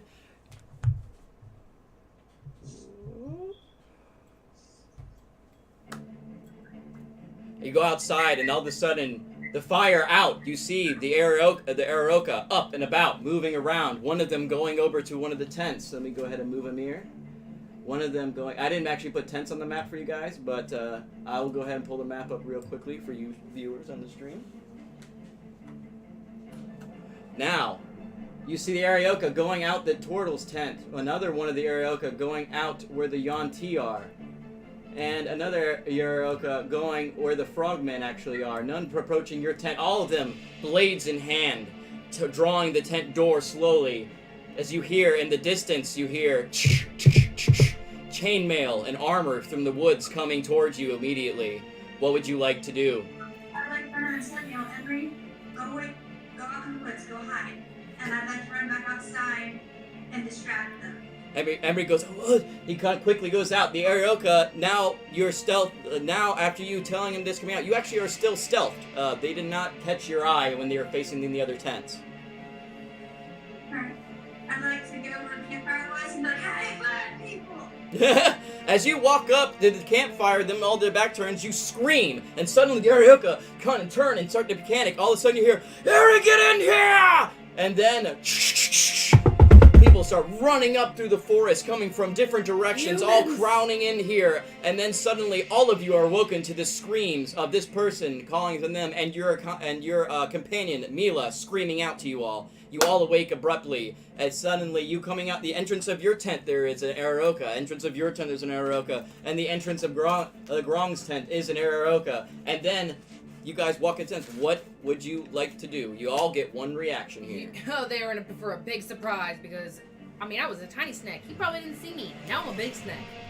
Like, as soon as I awaken, a threat, immediately I go into full-on Malice-on form.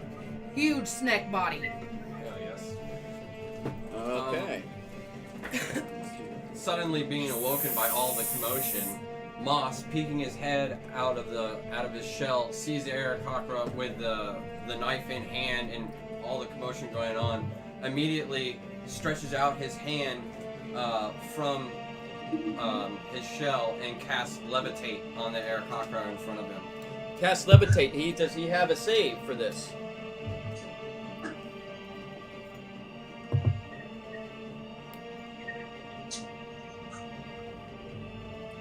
Or does he just fucking levitate? He just levitates? Oh, it's a Constitution save of 15. 15, alright. And he does not make it. As you go out and whip out your spell, and you take your tree on your back begins to glow, and it glows, and a couple leaves fall, then suddenly you point your hands out, and the Arioka begins to lift up. He puts his wings out, begins to flap, and then, as he's floating up, he's like, ah, these damn things ain't ever worth nothing, and it just drops. He's not an Arioka. He, in fact, is a human being, now floating, levitating. Jigs up, boys! Everybody, come on! And then people begin to, you hear, once again, just as she had heard the chainmail continuing to move in and everything, as this one's floating in front of you. What is you doing with your reaction? I want to turn into, as soon as I wake up, I'm going to change back, full malice on form, big snake body, and I'm going to bite that motherfucker. Alright. Can you deselect so the buttons aren't up? Oh, yeah, sorry. Oh, come on, thing. There we go. Yeah. Okay, so yeah, you turn into your large snake form and go to bite him. Go ahead and give me an attack for that Arioka.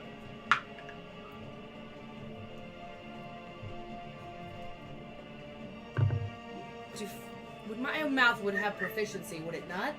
I would say so, yeah. Say it's I'll my give mouth.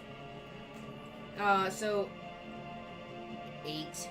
8, you miss. As you go to bite down, the Arioka moves out of the way. You do catch part of the wing, but you realize your fangs go straight through the wing as if it's not even there. And he kind of looks, smirks, and then it's actually a knight dressed in disguise coming at you to attack. Ooh, my favorite food. Wish this thing had a repeat.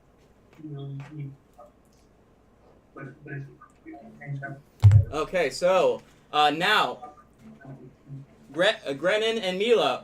Actually, Grennan, what are you doing for your reaction now, buddy? Flurry of blows. Flurry of blows immediately on Arioka. Go ahead and roll me to hit. 14 for the first. First misses. Just barely misses the first one.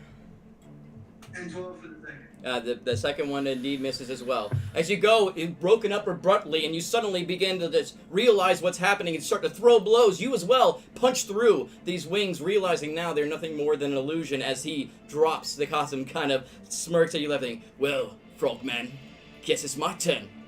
And they go to attack.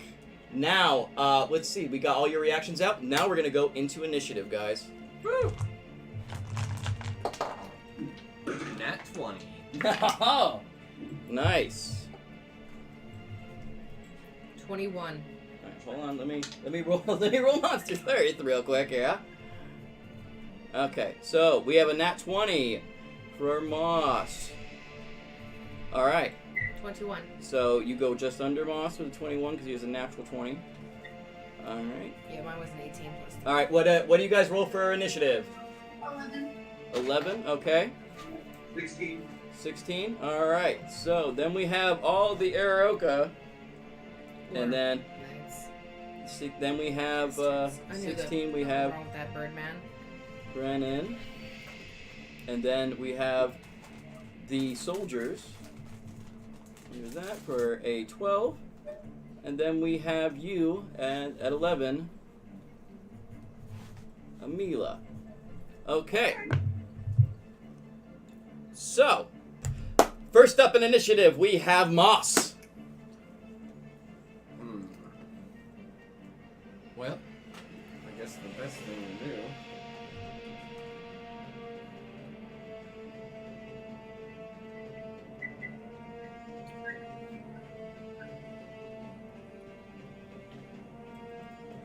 Moss, realizing that there's no diplomatic way out of this, is going to walk up and use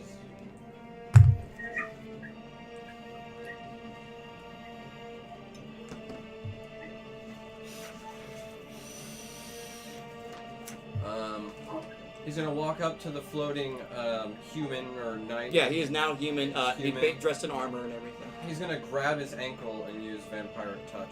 Vampiric touch. Go ahead. Is that a roll hit or a save? Yeah, I believe so. The touch of your shadow hand. I think it's a save. I think it's there's no save on it. Okay. This is a roll to hit then? I think it's a roll to hit. Okay, go ahead and give me a roll. It's a melee spell. Okay, yeah, that's definitely roll to hit. And then 25. 25 definitely hits. So yeah, let me get. I need one more d6, please. Oh, yeah, sure, certainly. You know. Oh, I got it, thanks. Okay.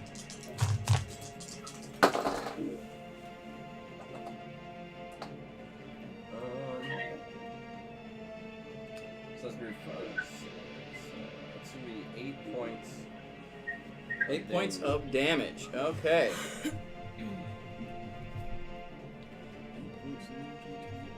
Alright, as you go up and you reach your hand and he's floating there and you just grab the ankle of him. He's spinning around trying to get himself free from the spell. And you begin to drain the life out of him as you can feel his life force pouring out of him into your hand. He goes, "Argh!" as he's sitting there and his hand burning your print of your tortoise hand onto his ankle and drawing back. He sits there in pain, squealing, taking the 8 points of damage. Alright, and then next we have Caress. So right now there's only the one directly in front of Yes, me. yes. The others haven't had a chance to move in. Dissonant Whispers. Okay. Is that a save for me, I believe? Wisdom save. Okay. My spell save is 15. Natural 20. You bastard. You slimy human bastard! Natural 20 though. Is it half damage or is Yeah, it takes half as much damage and doesn't have to run away. So 3d6. Can I have my d6? Yes. Oh, I apologize. I need to borrow one of yours because I have 2. I just don't have 3. Okay, I'm sorry. Actually, let me move you because I remember you said you moved up to the fire, so I'll put you up here. I almost forgot. So you're up there at the fire. I almost forgot to put you by the fire. So Blah, blah, blah. 14 half to 7. 14 half to 7. Okay, and it takes the 7 damage. As he's sitting there and it's hearing the whispers and the snake slithers and things all caressing his head, he kind of grabs his head for a second and, oh no! And then grabs up and reaches back with his blade to go get you with the blade now after shirking off the voices that's potentially going to drive him mad. Okay, then we come after caresses. There's nothing else like movement, nothing? I mean, you will, because you're I didn't put tents there, but basically you have to go forward towards him to get out. And you would probably incur, So he's like at the front of my tent. Yeah. So like he's like inside of it. Basically, he's like in the doorway. I suppose it is a tent. So then I'll take my bonus action in darkness. Stick us right there in magical darkness because you can't see shit. Alright, you go ahead and cast the darkness. All of a sudden, you grab your hands together, looking at them, and put them together, and suddenly a black orb in the middle of your hand forms, and then you just stretch it out and expands all around you, creating darkness. Was it 30 feet radius? Yeah, darkness. It'll go with it. I think it's 20 or 30 feet around me, or wherever I cast it. Yeah, are you casting it right where you are? Yep, directly in between us. Alright, how big is the radius? It says on the spell, so I know. Yeah, no, I'm trying.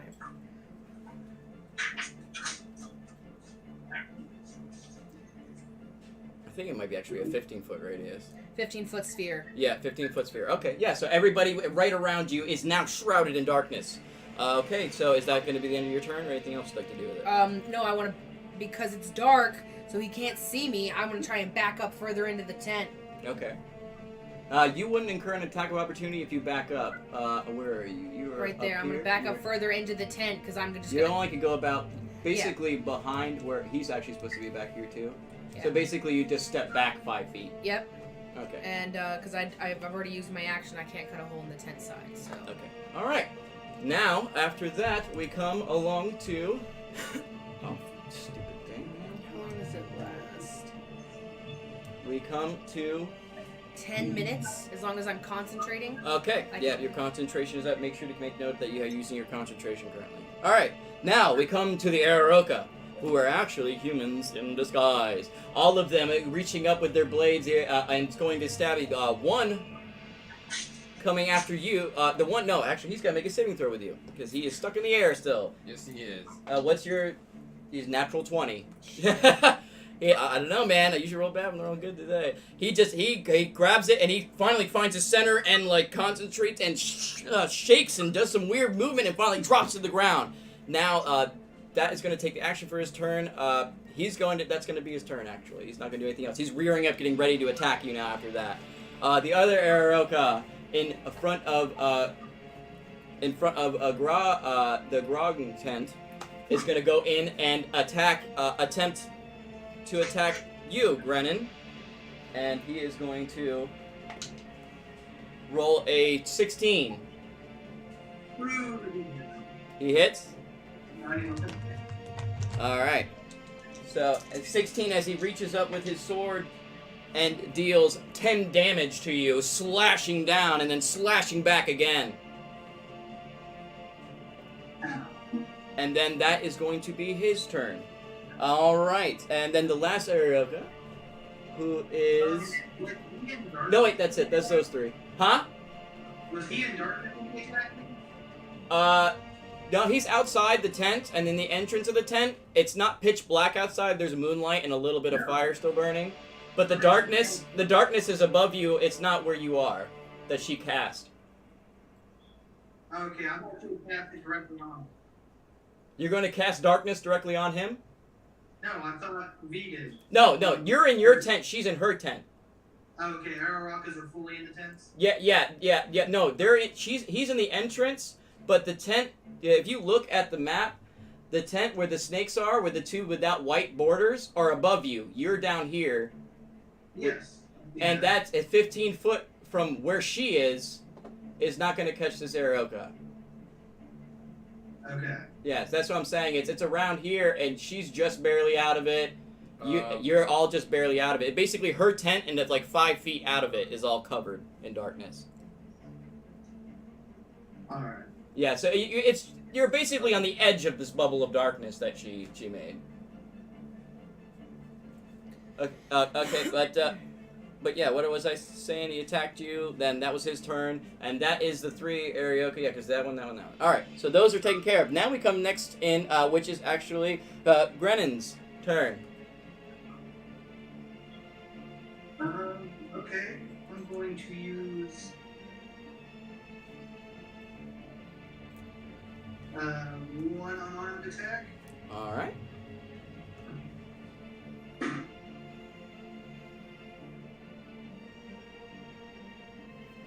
Total of 20. What'd you say? Total of 20. Oh yeah, you definitely hit. 10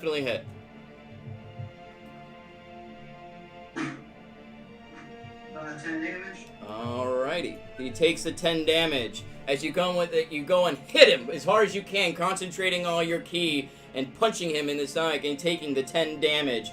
Look, he taking his breath and taking almost a half step back and then catching it and then continue to come at you, trying to get through you to get to your leader. Okay. Right. I'm going to use my last key point. Okay. And do flurry of blows on him again. Okay, go ahead and roll to hit. First one misses. Okay. Second one is 16. Yeah, just barely. That hits. Total 6 damage. How much? 6. 6 damage, and another 6 damage added on top of it as you go and start throwing your fists out into the air. One, he moves just barely out of the way, and then the second one catching him right in the jaw, causing the next 6 points of damage. He has to make DC poison save. Okay, what is the poison DC? 12. He rolled a 17. Damn. So he saves himself. He feels the poison from your fists start seeping in quickly, rips off a piece of his cloth and wipes it off of him before it can seep into his skin, and looks at you continuing to come in to attack. Okay, is anything else you'd like to do with your turn then?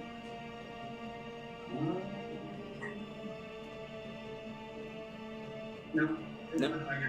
Okay, alright. Then we come to the incoming soldiers, all of them beginning to make their way into the camp.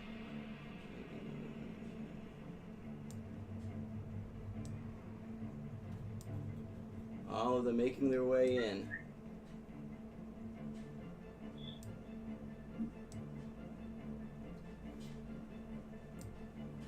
And let's see, do any of them have... a couple of them do have bows, I think. Okay, 2 of them go to make attacks. Both of them are going to be on Mila, because it's the only person they can see, everybody else still in the tent. So, 2 of them are going to make arrow attacks. That's a 15. Does that hit?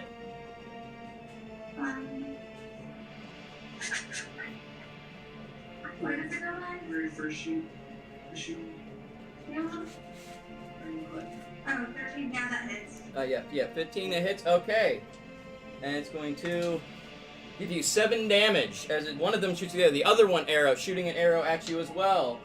Natural 1. He shoots and actually, let's see, goes to shoot you, but then catches his soldier in front of him, and causing his soldier 12 points of damage. Wow. Natural 1, man. He shot right at him, man. Okay, so... You're a bad shot, too. Yeah.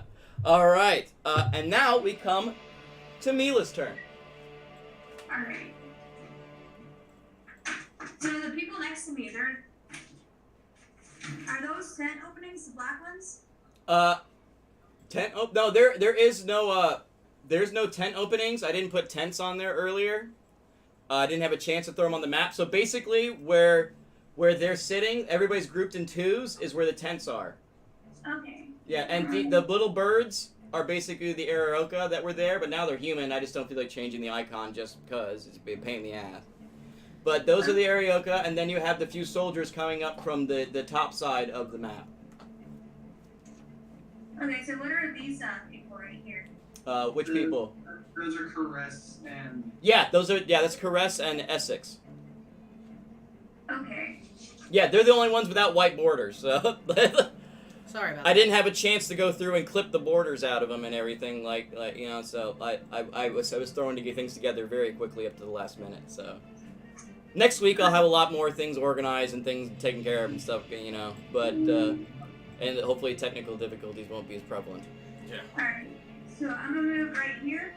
Yeah, you should be able to click and move yourself. I made you guys able to move your own guys. Alright, and I'm gonna use Earth Tremor.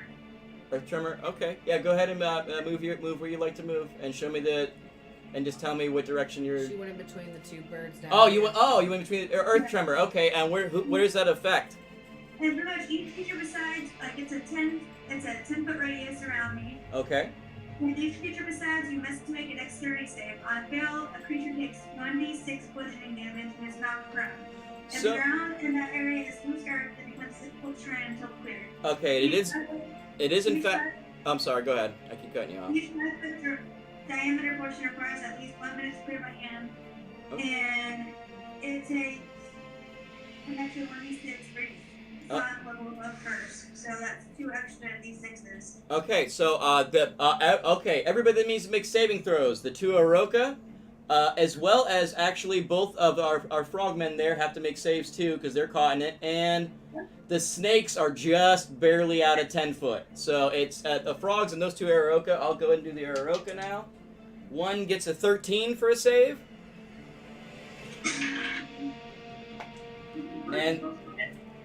And the other gets a 17.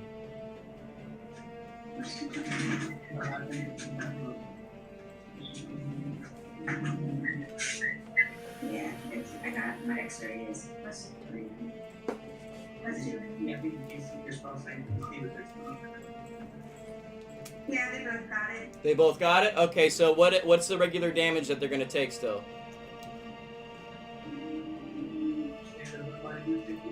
Yeah. Yeah. So that's on a fail. They both passed it. Mm-hmm. You roll the 3 after damage. Yeah. Yeah. Yeah, roll the dice and they'll get half damage. Yeah, go ahead and roll for damage and I'll half it. Mitch, if you would like, you need to make your saving throw, and I will make your leader's saving throw. He rolls a 14. Oh. Can I just use a ring? Yeah, you can. Yeah, you certainly can. So both of them take 4 damage. Okay, so everybody essentially is taking 4 damage then. That is caught in that. We have those 2 Aroka. So there we go. 4. And then we have our two frogmen taking you as well as your leader take 4 damage as you're standing in a tent. Suddenly you see the human that was once an Aroka fall to the ground and catch himself back up and barely holding on as the earth is trembling and shaking and cracking all around you and roughing up. And then as you suddenly you see him kind of push back and away from the tent entrance of the tent. Both of you taking the 4 damage as well as the Aroka taking, false Aroka taking the damage. Then after Mila, if there's nothing else you'd like to do with your turn, unless there's something else. No. All right, then we come back to the top of the round with Moss. This night guy, human, shaking off his levitation. I'm just gonna hit him straight in the face with a firebolt. All right.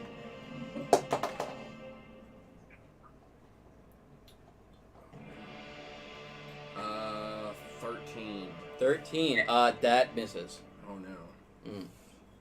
As you streak off and cast the firebolt, and he kind of ducks down out of the way quickly, and it streaks past him and flies off into the night sky, like through the woods into the night.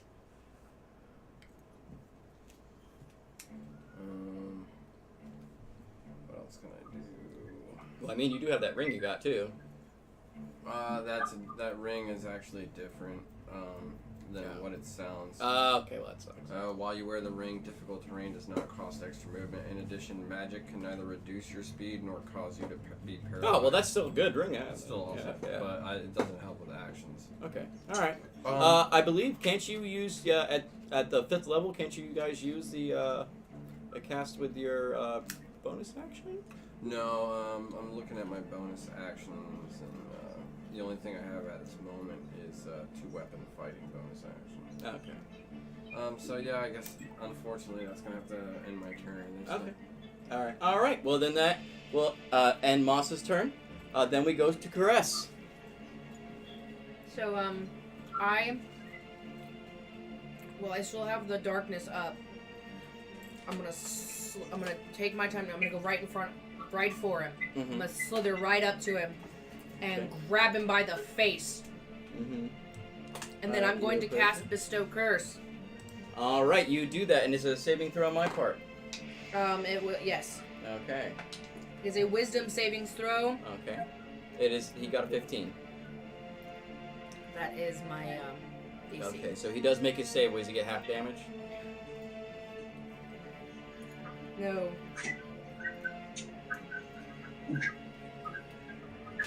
DM's kicking If butt you tonight.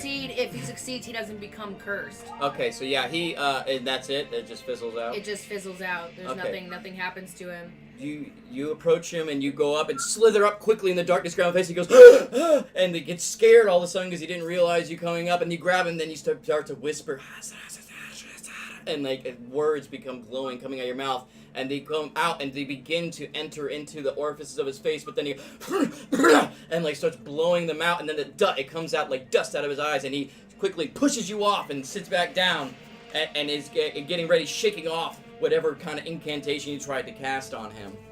All right, what would you like to do with the rest of your turn? I'll redo darkness because once I tried to bestow curse, it broke the darkness. Okay. So I will redo darkness and back up. Okay, you redo darkness, but he does get an attack opportunity when they back up, but it is at a disadvantage because it is darkness. So let's see, that's an 11 and an 18. So he takes the 11. I'm guessing that misses. As he goes and the darkness comes back, he goes and swings wildly trying to catch you, but then you just slither out just too quickly out of his way. So black Swing and wild, forward. Francine. All right, and now we come back to the Arioka. The one in front of you, after you trying to attack it, is going to try to assail you once again. And he rolls an 8 as he swings his sword and back and forth and missing you completely. And then the other Arioka in front of her, who is just caught by the darkness, at a disadvantage once again, is going to try to attack her, which is that is a 10 and an 18. So she goes in with a 10, and he misses, going swinging in the darkness wildly once again, just like his companion.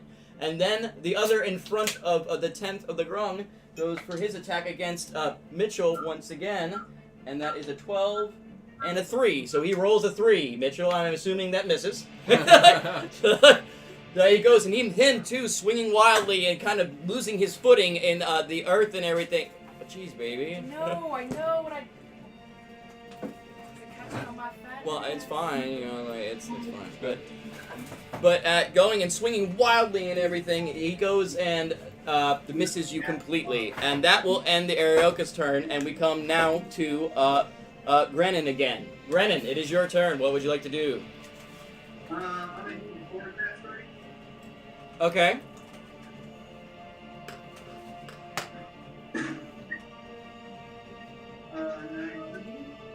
What'd you say? 19. 19. Yeah, that definitely hits. You got it. 4 for that. Okay, 4 damage. And then I'm gonna do 1 unarmed strike as a bonus action. Okay, go ahead and do that for me, buddy. 14. Would you say 14? 14. That just... Oh, wait, no. Just barely misses. Just barely misses. Alright, and that... Anything else for your turn, good sir? I'm gonna back 5 feet away.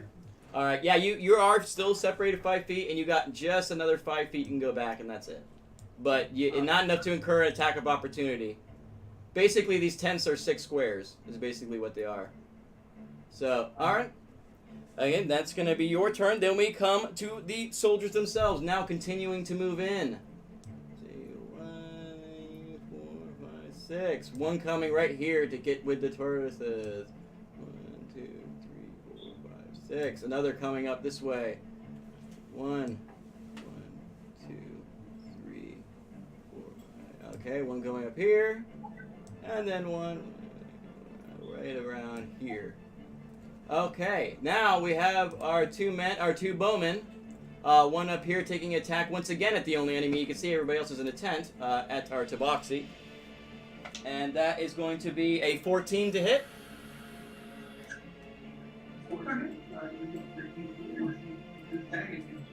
It hits. It hits. Okay, then we're going to roll our damage for the arrow. That is going to be 8 damage. And then that is going to be his turn. We have the one other archer there. I'm trying to see if he can get a hit on. He's looking around trying to shoot at somebody else, but the only shot he has is on you, but it's at a disadvantage because it's past 2 other people. So that's a natural 1. I'm assuming that he's not going to hit you. He's going to hit his friend in the back of the skull. Okay, and then the one other one in front of the tent is going to go ahead and give an attack at you. No. So, and that's just with his sword, and it's a natural 1. So he misses too. Okay, and then the final one is not quite That's close his own enough to foot. attack anybody with his sword, and that will end the soldier's turn. Alright, He didn't need that foot. now we have Mila. Your turn once again. What would you like to do? Alright. I'm gonna move right here. Oh, not right there. Yeah, go for it. Right Alright. there. And I'm gonna use my poison spray cantrip. Alright, go ahead, and he has to roll to save. Right? That's correct for poison spray, right? It's a save, or is it to hit? Yeah, then it has a constitution save. Okay, so he rolled a 10, so I'm assuming he doesn't make it, so he takes full damage. Yeah. So he takes 1d12 of poison plus 1. So whatever you roll plus 1. Or whatever. Well, yeah. I get to roll everything. So he takes 12 damage. Takes 12 damage. Nice. Yeah, as this Aeronautica, you go behind him and spray him from the back of his ankles all the way up his back, and you hear it sear up his back as it's eating away and poisoning him. He goes, "Ah!" as he's sitting there getting hit, and goes to turn around and hit you, looking pretty beat up now, pretty hurt. He's looking like he's worn down and is in an extreme amount of pain right now. Just sitting there grunting and like clenching and everything with the searing pain that's going on in his back. Is there anything else you'd like to do with your turn? Any more movement, actions, or anything? I just want to look around to see if Emery made it. Like if Emery Actually, in all this time this was going on, Emery went underneath his tent and snuck around. You don't know where he went, but he actually went and climbed up in this tree is what he did. Okay. But you don't know that because you didn't see him, but we'll just do that. But yeah, okay, then if that's all for your turn, we're gonna go head back to top of the round with Moss. Let's try another fireball. Alright. You gonna do a fireball or I'm sorry, firebolt. Yeah, I was like, let's go blow out.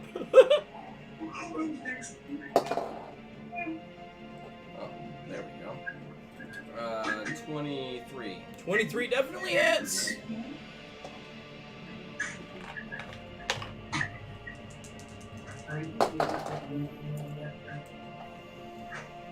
$19 points of fire damage.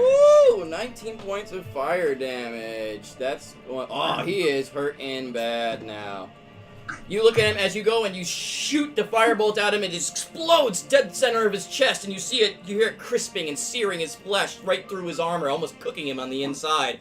And he's sitting there, almost falling to the ground, Barry pulling himself up, he's like, I'll get you, you tribal scum! And he goes to come at you, but he's still hurt really bad now. It's not a good idea. Alright, and anything else for your turn then? No, that'd be it. All right. All the leadership is sitting there behind all of you guys, allowing you guys. Essex is right next to you, sitting back. All of them allowing you guys to take the lead on this attack and keeping themselves safe as per your job. I was just, in case anybody was wondering out there why they weren't attacking, it's because that's why. Okay. Now we come to Caress.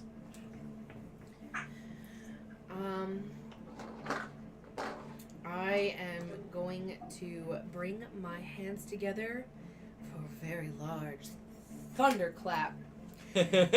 Each creature within 100-foot range of my person, except me, must make a Constitution save That or is take 1d6 of thunder damage. 100 foot? It's not. It can be heard up to 100 feet from myself.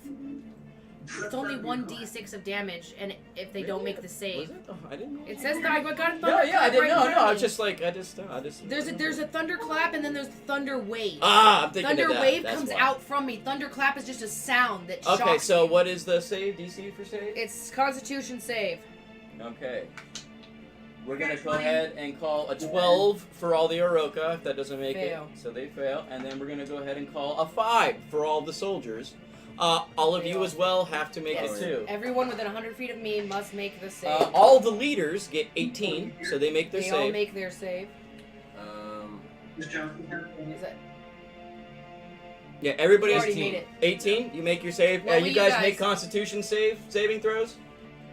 20 and 20? Yep, okay, so everyone except for our enemies makes it. Nice. Go ahead and roll damage. for them. Alright, it's only 1d6, it's not much. Because I counted No, you lumped out, took- but it landed flat.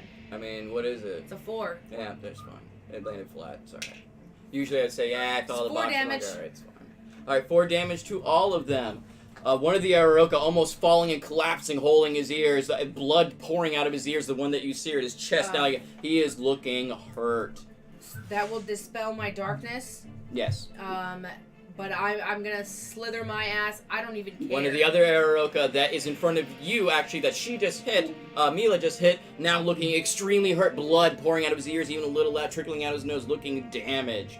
As well as the Araroka imposter in front of you, Grennan. He, as well, is looking pretty damn hurt. All the soldiers taking damage. One of the soldiers, just straight dying. Which one was that? That's the one that she hit. First was that one. Wait, who hit which soldier?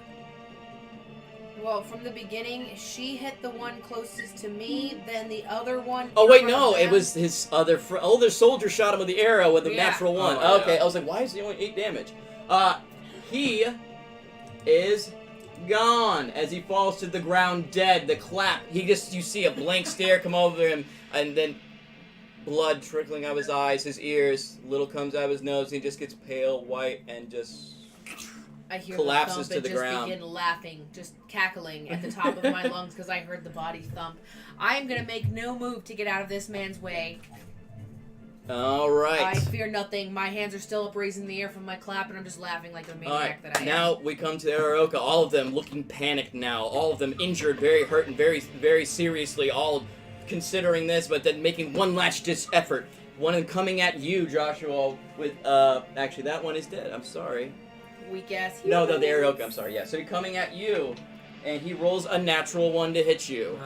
And so, he's being so injured, he comes Just up knocks off and just that swipes at you, and you easily just step out of the way as he kind of is almost falling over how injured he is.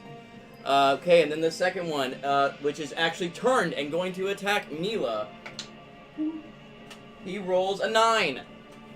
So I'm assuming that doesn't hit, as he as well is so injured, just kind of just going through the motions trying to catch you, but he can't quite hit you, and you're using your cat reflexes to dodge the couple swings he takes. Then we go to the other Aroka that is in front of the tent with him, which is actually going... The leader of this Aroka is actually going to begin to leave. Oh, hell no. Get him, Catman. Okay, and that's going to be Aroka's turn. Oh, wait, he's a pussy. We come to Grennan. Grennan. Indeed. Is he still in range for me to hit him? He's about 5, 10, 15, 20, 30, like 50, 60 feet away from you. Okay. Yeah, I'm sorry, I didn't. He basically dashed away from the entrance of the tent over to here. Oof. Can I use my full movement, and would it be an action to jump or a bonus action? Technically, it would kind of be like a jump, but let me see. I don't know. Like, if you're a frog. wait, it's like natural ability, 5, right? 10, I 15, want to do a running 20. long jump and kick this dude in the back of the 25. head. You know what? I'll if you use your action to do the attack and your full movement for this whole one big deal where you run, jump, attack, and your bonus action, if you say my whole turn is just to do this, we'll go ahead and we'll let it fly then. I'm down. 'Cause I'm Okay, interested in watching okay, this you throw. can go ahead and move your guy right in front of him. You just you start bolting as soon as you see him leaving and trying to bolt out of there. You run and just spring as soon as you're outside the entrance of the tent, flying into the air to drop down and just straight drop kick him with both of your feet right into the back of his head. Go ahead, I'll move you over while you. Oh, you move over already? Oh yeah. Yeah. Okay. 16 to hit. 16 to hit. It does hit. Go ahead and roll me damage.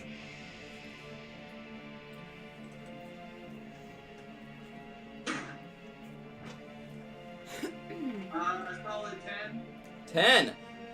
As you go run up and you go to attack him, you run up and spring and then put your feet plant them right into the back of his head, and suddenly you hear a crack and the whole front of his head shifts forward, almost taking his head completely off his shoulders, and flops down swinging around as he collapses to the ground and tumbles from his speed of his running into the dirt, dead now. The maniacal laughter gets louder as the more bodies hit the ground. I'm just getting more turned Alright, on and by that's the going to be your turn. Then we come to the soldiers. This one, keeping his distance, is going to once again shoot an arrow towards our... Well, where are you on the map now? If he saw you run out and get him. Where did Shouse, where'd your guy go? I'm directly above the... Oh, He was. so yeah, you're over here now. That's where you were. Okay. Alright, I was just curious. I was like, well, where'd the other one? He was on top of the other one, so they both got deleted. Oh, I got here. That's what happened. Okay, well... They both disappeared when That's you. okay. No! Damn it! That's what happened.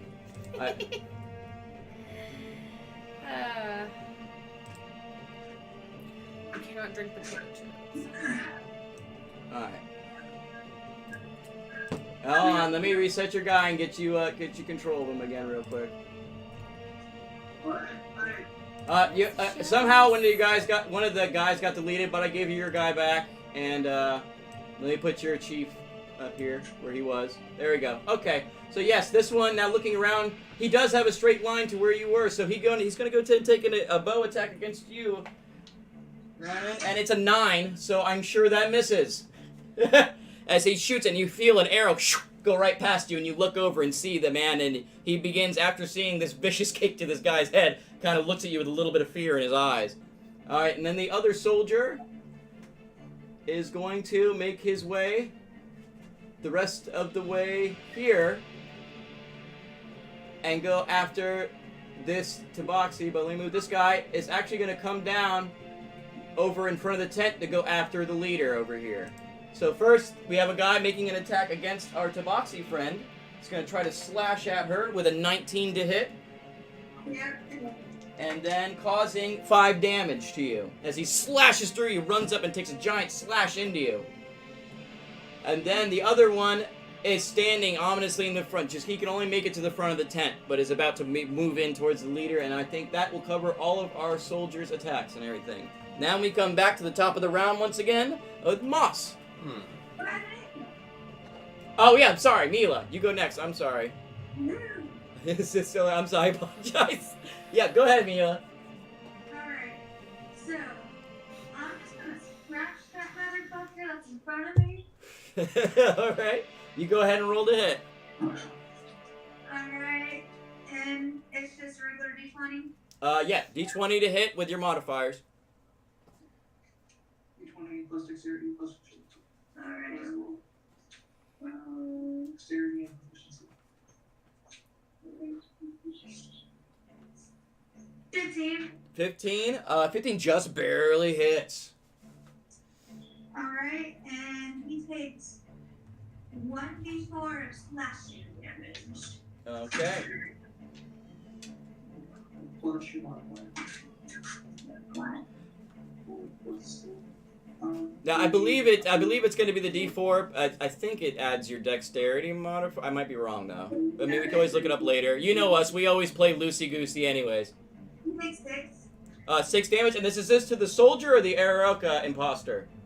The arrow imposter, The 6 damage, that is just enough to take him out. As you go up and he turns to you, you take both of your claws and just rip up him and just straight shred him. And as you do, you see slits of red, and then they begin to open up, and parts of his bowel and other things begin to start pooching out these slits that you put in him as he collapses to the ground, bleeding out all over the place. Dead. That was fancy, cat lady. All right, and he is gone now. Any movement for you or bonus action? Yes, I am actually. Now remember, if you move away from this soldier, you do get attack of opportunity. Oh, that's a good one.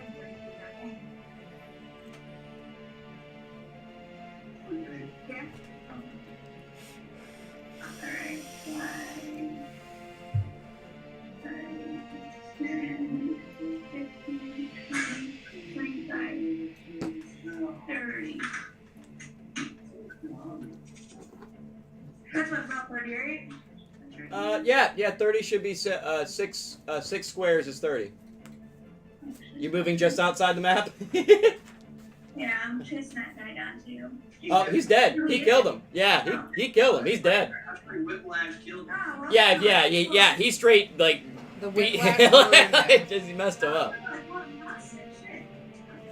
No, we don't take hostages. What do you mean we don't take hostages? Well, he said he doesn't. That's him. Alright, well. Yeah, since I already did my attack, Mm-hmm. I'm just kind of like right here. Oh, excuse me. That was terrible. Okay. Yeah, you're still within 5 feet, so you don't get attack of opportunity. If you just moved over, you're still within his range, so he doesn't get attack of opportunity. And then we're gonna call that Mila's turn. Moss, now it is your turn.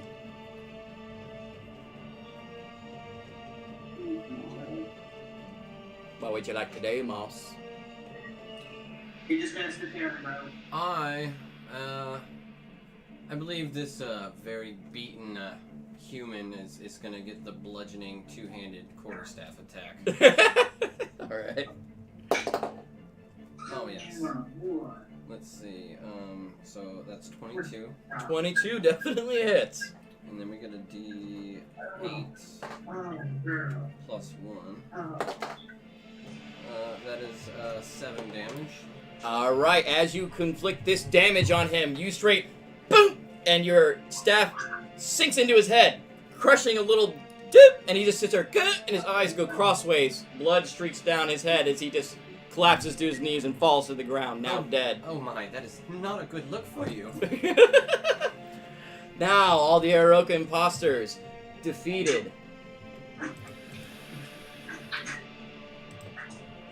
Okay, and now we come to Caress. So I'm gonna step out of my tent. Okay, yeah.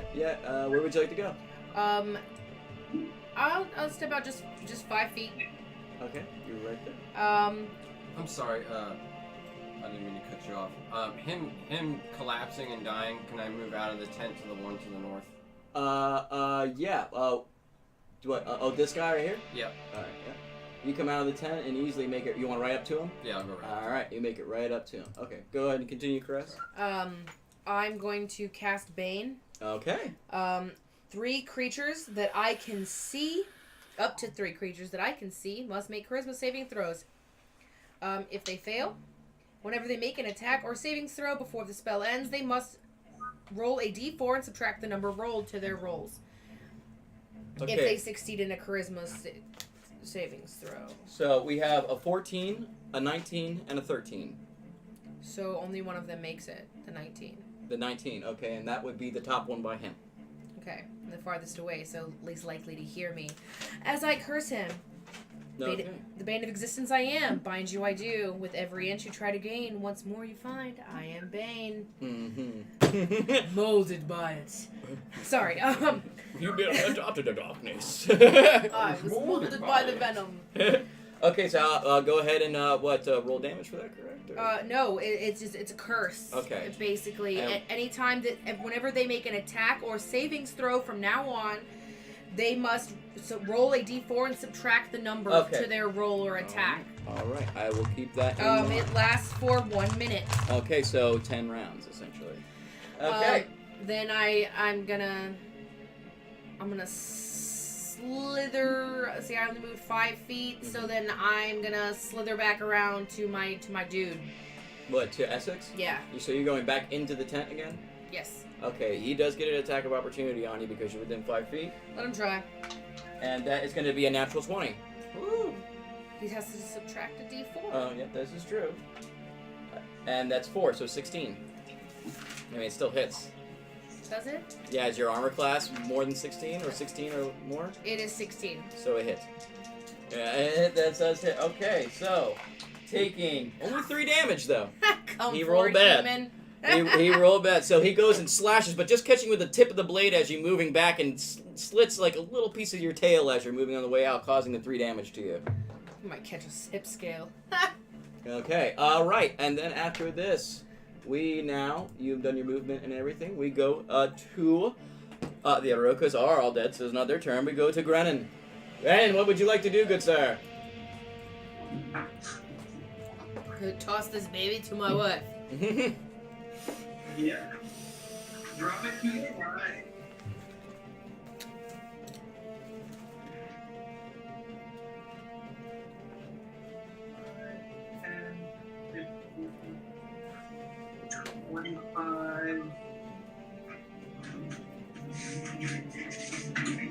And I'm gonna make a quarterstaff attack followed by an unarmed attack for my bonus action. Okay, oh, well, now we do have 3, okay. This is you, okay, we'll get rid of this guy. We don't need that one. There we go, okay. Alright, go ahead and roll for your attack, good sir. 18 for the first. Definitely hits. And 14 for the second. 14 does hit as well. Go ahead and give me damage.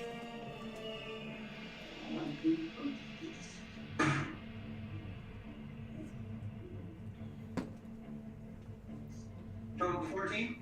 Total of 14 damage. Why don't you, yeah, you go and you hit him with these 2 hits, and they're so impactful that he drops to his knees and literally looks in his face like he knows he's about to die, on the brink of death, so beaten and downtrodden. They barely hanging on to Wait. life. Didn't you touch him? Yeah, I was gonna say, I'm like, he just touched him. Oh, yeah. He has to make a set Constitution saving throw, that's right. Everything I punch has to make it save. Yeah, 14, does that make it? Yeah. Okay, so no poison damage then. So he still is just barely hanging on. Alright. Then anything else for your turn? I am going to... I'm going to move in between him and my leader. Okay. You push it, you kind of slip past him and everything. He does get an attack of opportunity on you as you do that. I didn't take the ASI for 4th level. I have a mobile feat. Okay. So if I have a creature, I'll provoke an attack of opportunity. Okay, so no attack of opportunity then. He does try to attack you and just swings and misses wildly as you go slip right past him and in between him and to protect your leader. Okay, and then we're gonna come to the soldiers' turns, which that soldier once again is going to try to attack you, Mitch. This is his turn now, but he rolls a 5, and he goes and after his first swing, you go past him, he swings again and misses once again. And then the other soldier in front of our Tortle friend here is going to make an attack, and he rolls a 10. So just missing again. All of them so injured and everything. They're just fighting for their lives. After seeing all these attacks and everything, this other soldier is going to go ahead and begins to get the great amount of fear in his eyes and just begins to dash away. These humans are quite sloppy. This is definitely going in my notes. Okay, so Mila, you get an attack of opportunity on this one as he tries to run away. Sweet.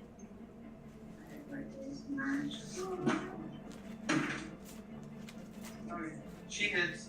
She hits. Okay, go ahead and give me damage. Alright, sweet, and that's what. What is your force for your staff? Your mana damage. 1d6. 5 plus my dexterity. 7. 7 points of damage. Not enough to take the man down. But he is hurt. He's hurting pretty damn bad now. He's not quite as hurt as Mitchell's guy, but he's hurting pretty bad. And he's still making his way, trying to get away. Alright, and that is going to actually end the soldier's turn now. And now we come to you, Mila. Alright. Where is it? Pass the baby. Pass the baby. Kick the baby. No, don't kick the baby. Kick the baby. He's not very bouncy, so.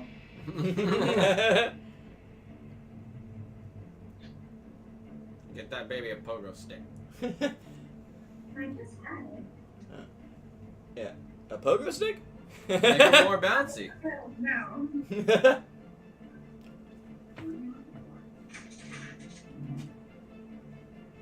Alright. So 5, 10, 15, 20, 25, We'll make it right there. 30. Alright.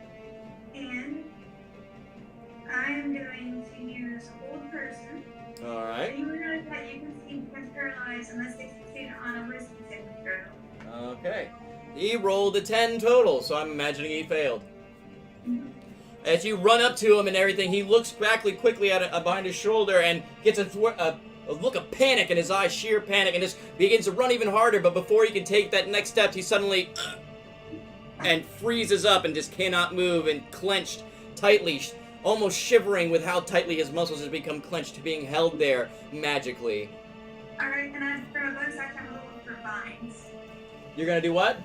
I want to look for like vines on the ground. Okay, yeah. I would say that do the whole person. For a bonus action, you can go ahead and give me a perception check to see if you can look around and see if something can be worked like vines or whatever. I think you're trying to tie him up. I'm imagining so.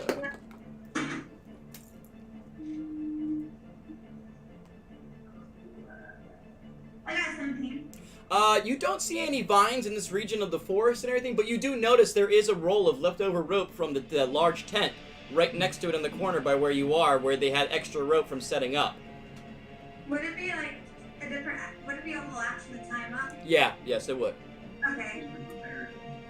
Would I be able to just grab it? The grabbing it and doing all that, I would say that even picking something up in combat like that would be an action. And then using it would be an action, so it would during combat you got to figure it's going by like 6-second intervals. So Yeah.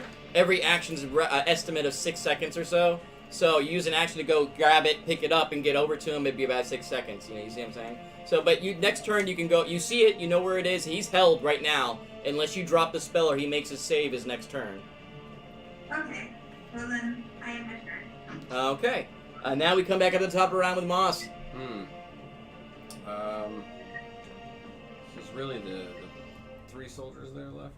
Yes. Yeah, the one in front of you. The one that she now has held up there that ran past that you saw run up, and then the one in front of our good frog friend Grennan.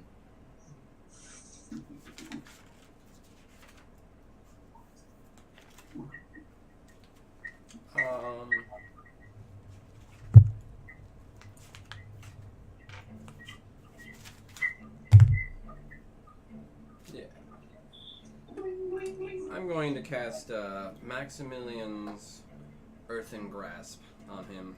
Okay. And let's see what he has here. Wrath big firm. It's gonna grasp him. So firm. And it's a strength save of 15. Okay. He rolls a 2. Fail. Strength on a failed save, the target takes 2d6 bludgeoning Yeah. Okay. Give me the 2d6. and is restrained for the duration. That's going to be a total of 9. 9. You go to grab him and you crush him to death. Oh, oh dear. You go up and you grasp him and everything. He goes, ah, and you see like blood. His eyes bolting, his blood start to pop out, and then he. Oh, I guess that's a bit stronger than I thought. Very well. Maybe the next one. He is now deceased. Okay. What would you like to do with your movement bonus action? I want to move just to the bottom left of the fire, so I have so I have a little view of both the targets left there. I'm gonna stay there. Can I use a bonus action to say something? Yeah, of course. Shouldn't we probably keep one alive, people? That's what I'm for. All right, just checking. All right, That'll end my turn. Okay. All right, now we have Caressa's turn. Yeah, hearing her shout that she's holding one, I'm gonna try. I want to get as far as I can towards her and the guy up in the corner. Oh, sorry. Like totally elbow. You can get you. just Aaron right, Bears. like we're just Okay. right behind her I here. think that's all as close as I need to be.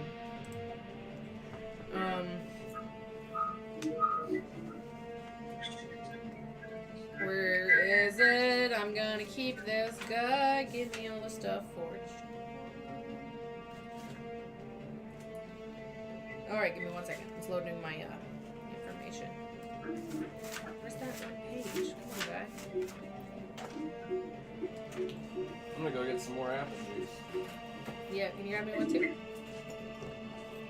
The beautiful apple. Okay. Charm. I want to attempt to charm him Okay. within range. So he's within 15 feet? Oh, I can see him. Okay.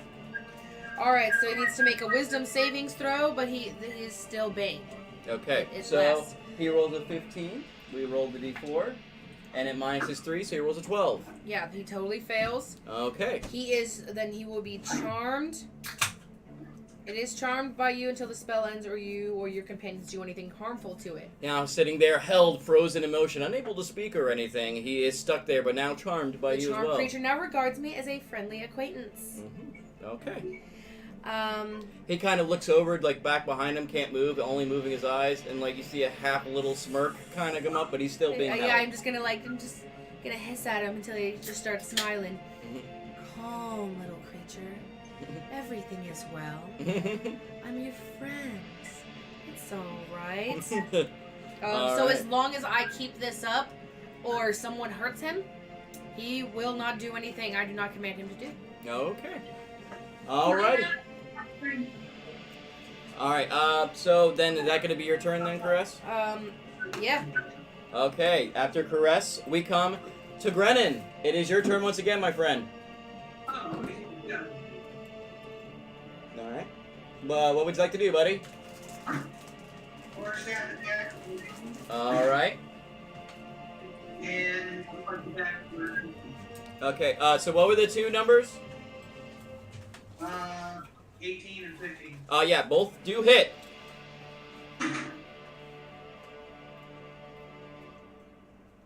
11 damage.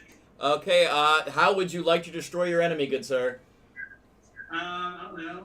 I just bash his squishy skull in. Yeah. His All poison right. just melts his flesh off. You see him there, barely hanging on to life, just sitting there, almost crumbling beneath his own feet, unable to, too injured to even run away, looking up at you with a great fear in his eyes, as he now, down on his knees, shorter than you are, this frog man, spinning around your quarterstaff and slamming him in top of the head, and just in kind as your tortoise friend, splitting his head and cracking it open like an egg, as he bleeds out from the top of his skull and everything and collapses over onto the ground, now dead. Yeah, and I have the other guy. As long as we have him under our control, we're out of combat then. Okay. Because he ain't gonna fight nobody. One, he can't move, and two, he wants to be my friend. He thinks I am his friend. He considers me a friend. Perfect. I'm gonna make his life hell. Alright. What I want to do, I want to grab the rope and put it on my side. Pick up the dude that's paralyzed, bring him to the fire. Like, near the fire, and set him down. Now we're out of combat, and we'll go ahead and do this rest theater of the mind here. All right, mind theater. Mind theater! Okay, now all of you standing around, the leaders come up. You see Emery walk up. Oh, it's a crazy situation. What just happened here? And then as well as Essex goes, I had a bad feeling about them. It seems your instincts were correct, Caress. I told you we couldn't trust them. Now, can we trust any of the rest of these lesser beings? yes, and then you guys see, oh my gosh, you forget my name, Haruk come up here. Well, it seems that trust is in order, as my man here helped all of you, and we seem to have worked together quite well. And he walking over this staff. It seems this problem is a lot worse than we had hoped, and perhaps our ways of peace may not be what we can do much longer. It's more important than ever for us to unite in this party to make their way and find out what is truly going on out there. However unfortunate it is, you are quite right, Haruk. There is no way these beastly men will ever have a treaty or peace with us. Not with such brash attack on us. And then the Grong leader, he chimes in. He comes in and he walks out and says, Men, greedy, ambitious, bad. Grenin, you will go with them. We will stop this. But when it is over, you will stay off of our lands. So, can I whisper to Essex that I don't trust anyone still, so make them all gather. If we can get everyone in one spot, I can make everyone tell the truth. okay. Well, you lean over. Go lean ahead and tell and him give me a deception check to see if you can whisper to him without anybody noticing and stuff. Just real quick, just to see. Nat 20. Yeah, so I will just go ahead and call it with a nat so we don't make everybody else roll and stuff. Just you know. flick. You guys flick quickly my tongue at whip him this the right rope, way. yeah, and he notices and he goes, Well, everyone, why don't we come here back to the main tent, and we will see and discuss what else needs to be done. Come, human. Oh, most assuredly. I think we should definitely see what this man knows here as well. I hear your thoughts.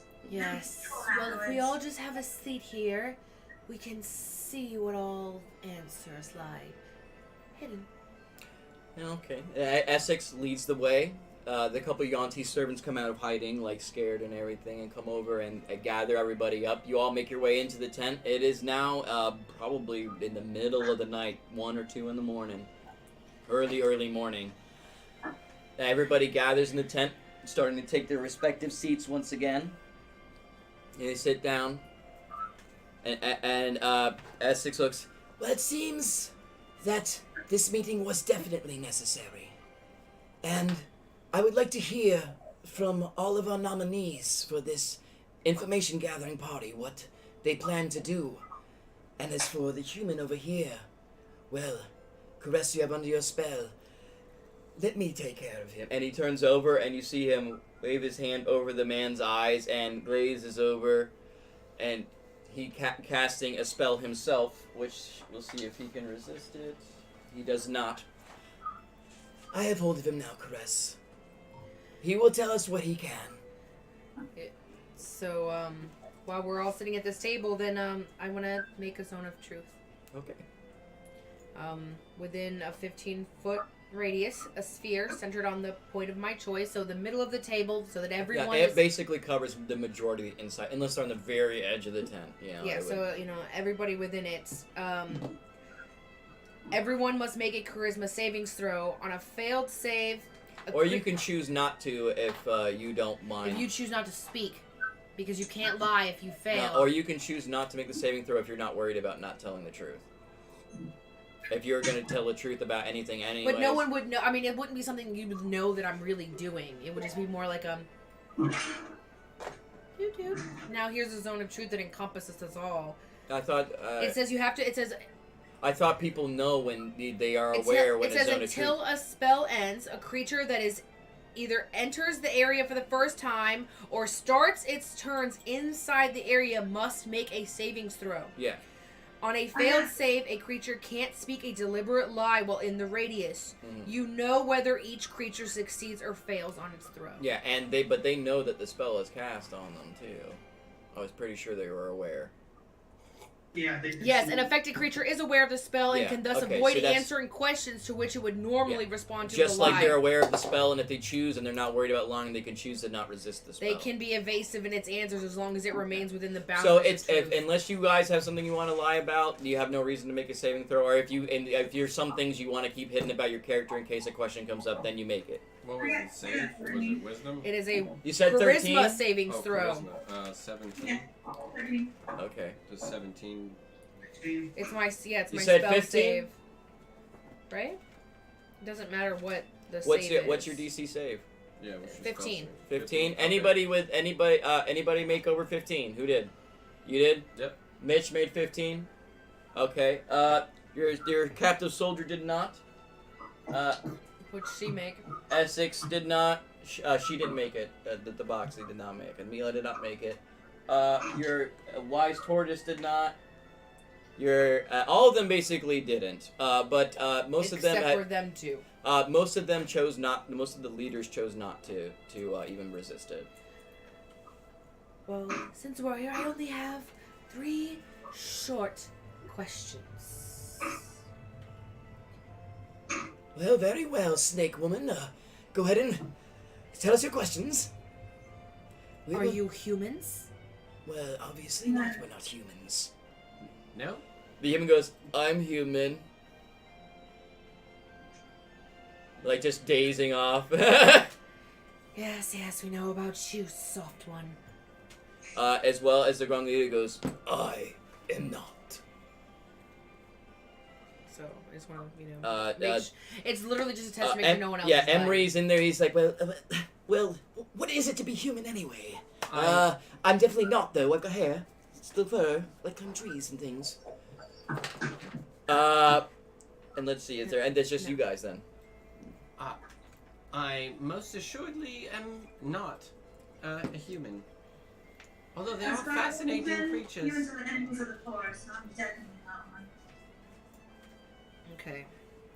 I'm gonna offer you my hand and be like, you can see you're part of a human. Ooh, gladly, Frogman. You think you're funny? I will totally shake that fucker's hand. A snake lady, Cress, I would not touch his hand. They're dirty. saith Very the dirty. turtle. Very bad. No, I'll do it. I'll totally shake your hand. Okay. Make It's a Constitution saving throw. I also have poison resistance. So you get advantage on your saving throw. No, it's halved. I'm sorry. Your poison damage is halved. I'm sorry. Yeah. So I mean, my first roll was a 16. So it sounds like you made it. But yeah, you're gonna.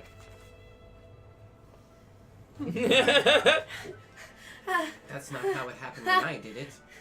Yeah. Well, we can't all be.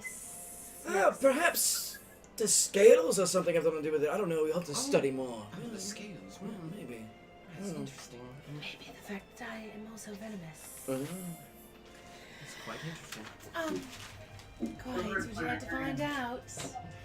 So my second question will be did any of you aid the humans in coming here?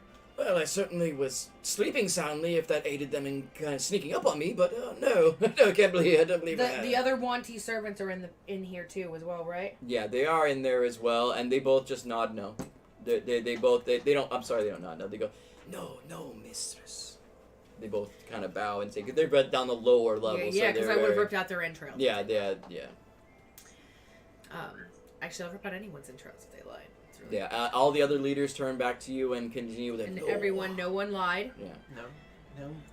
Well, he's the only one who knows if the leaders lied. Well, yeah, they No, I'm can't. saying me in character. They No, can't. no. They can't tell a lie. They can't tell a lie Yeah, because you just can't tell a lie. that's what I mean. So like. Yeah, none of them lied though. No. Okay, and my final question is: do we all not believe that war is the only answer? I'm afraid that I'll always hold a place in my heart for peaceful motives and reconciliations of cultures and tribes like we have here, but me and my people will be along for the fight if there has to be one. As Haruk kind of toss his staff down and nods. I stand by my elder, and this seems to be the proper choice, especially considering the circumstances. Worry not, Tortle. Our people are not necessarily the violent and bloody type. Yeah. Dumar chimes in. He goes, Kill all the humans. I do not mind killing the humans for what they do and what they will do. That is all. Thank you so much for your cooperation. Yeah, Emery goes, I do fear war, but it seems that it is at our doorstep, ladies and gentlemen. Once everyone's answered, I'll dispel mine. Yeah, it's up to Mila and Grennan had the only ones that haven't answered. The Yuan-ti servants are like, yes, of course, As mistress. far as I'm concerned, they started it and I want to take every single one of them down. Fair enough. Now that is taken care of, and we can know for sure of the presence of our party, I believe we need more answers from this gentleman here, this human. He must know something. Essex looks to you and begins to speak. Well, it seems that we are in agreement there. Perhaps it being in the middle of the night, we all go back to continue our rest. I will have the servants stand watch. We will take turns taking watch. And, turns, I will take the time to, interview our guest over the night and see what answers I can get. And, of course, you all will have the opportunity, perhaps in the morning. Caress, I want you to rest as well. We will need you all fresh and bright in the morning to be able to come up with our plan and get you all out of here, and then as well as leaders to go back and coordinate a joint effort and a location for us to start building our forces.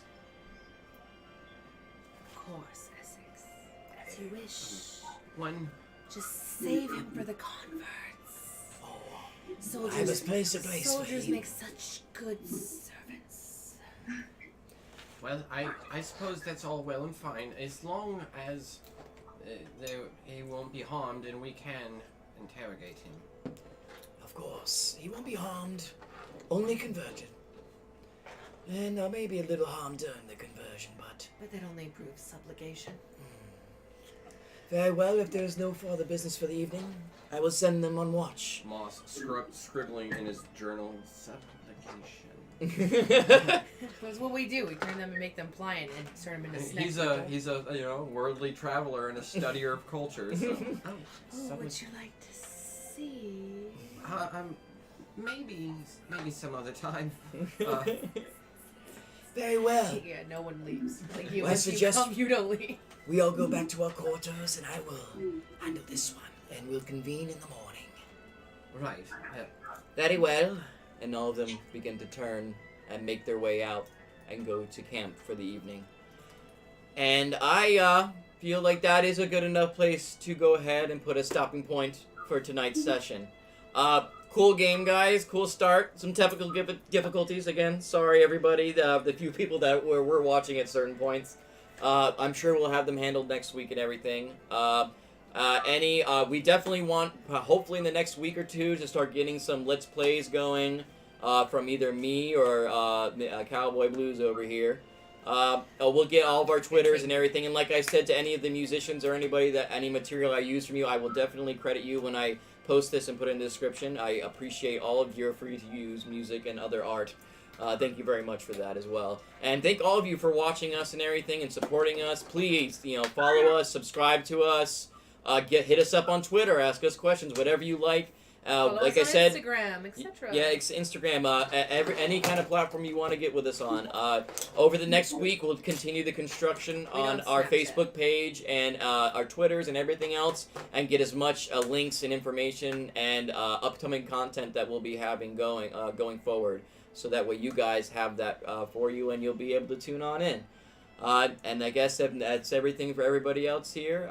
Thank you for watching, and hope to see you Sunday. Woo! Woo!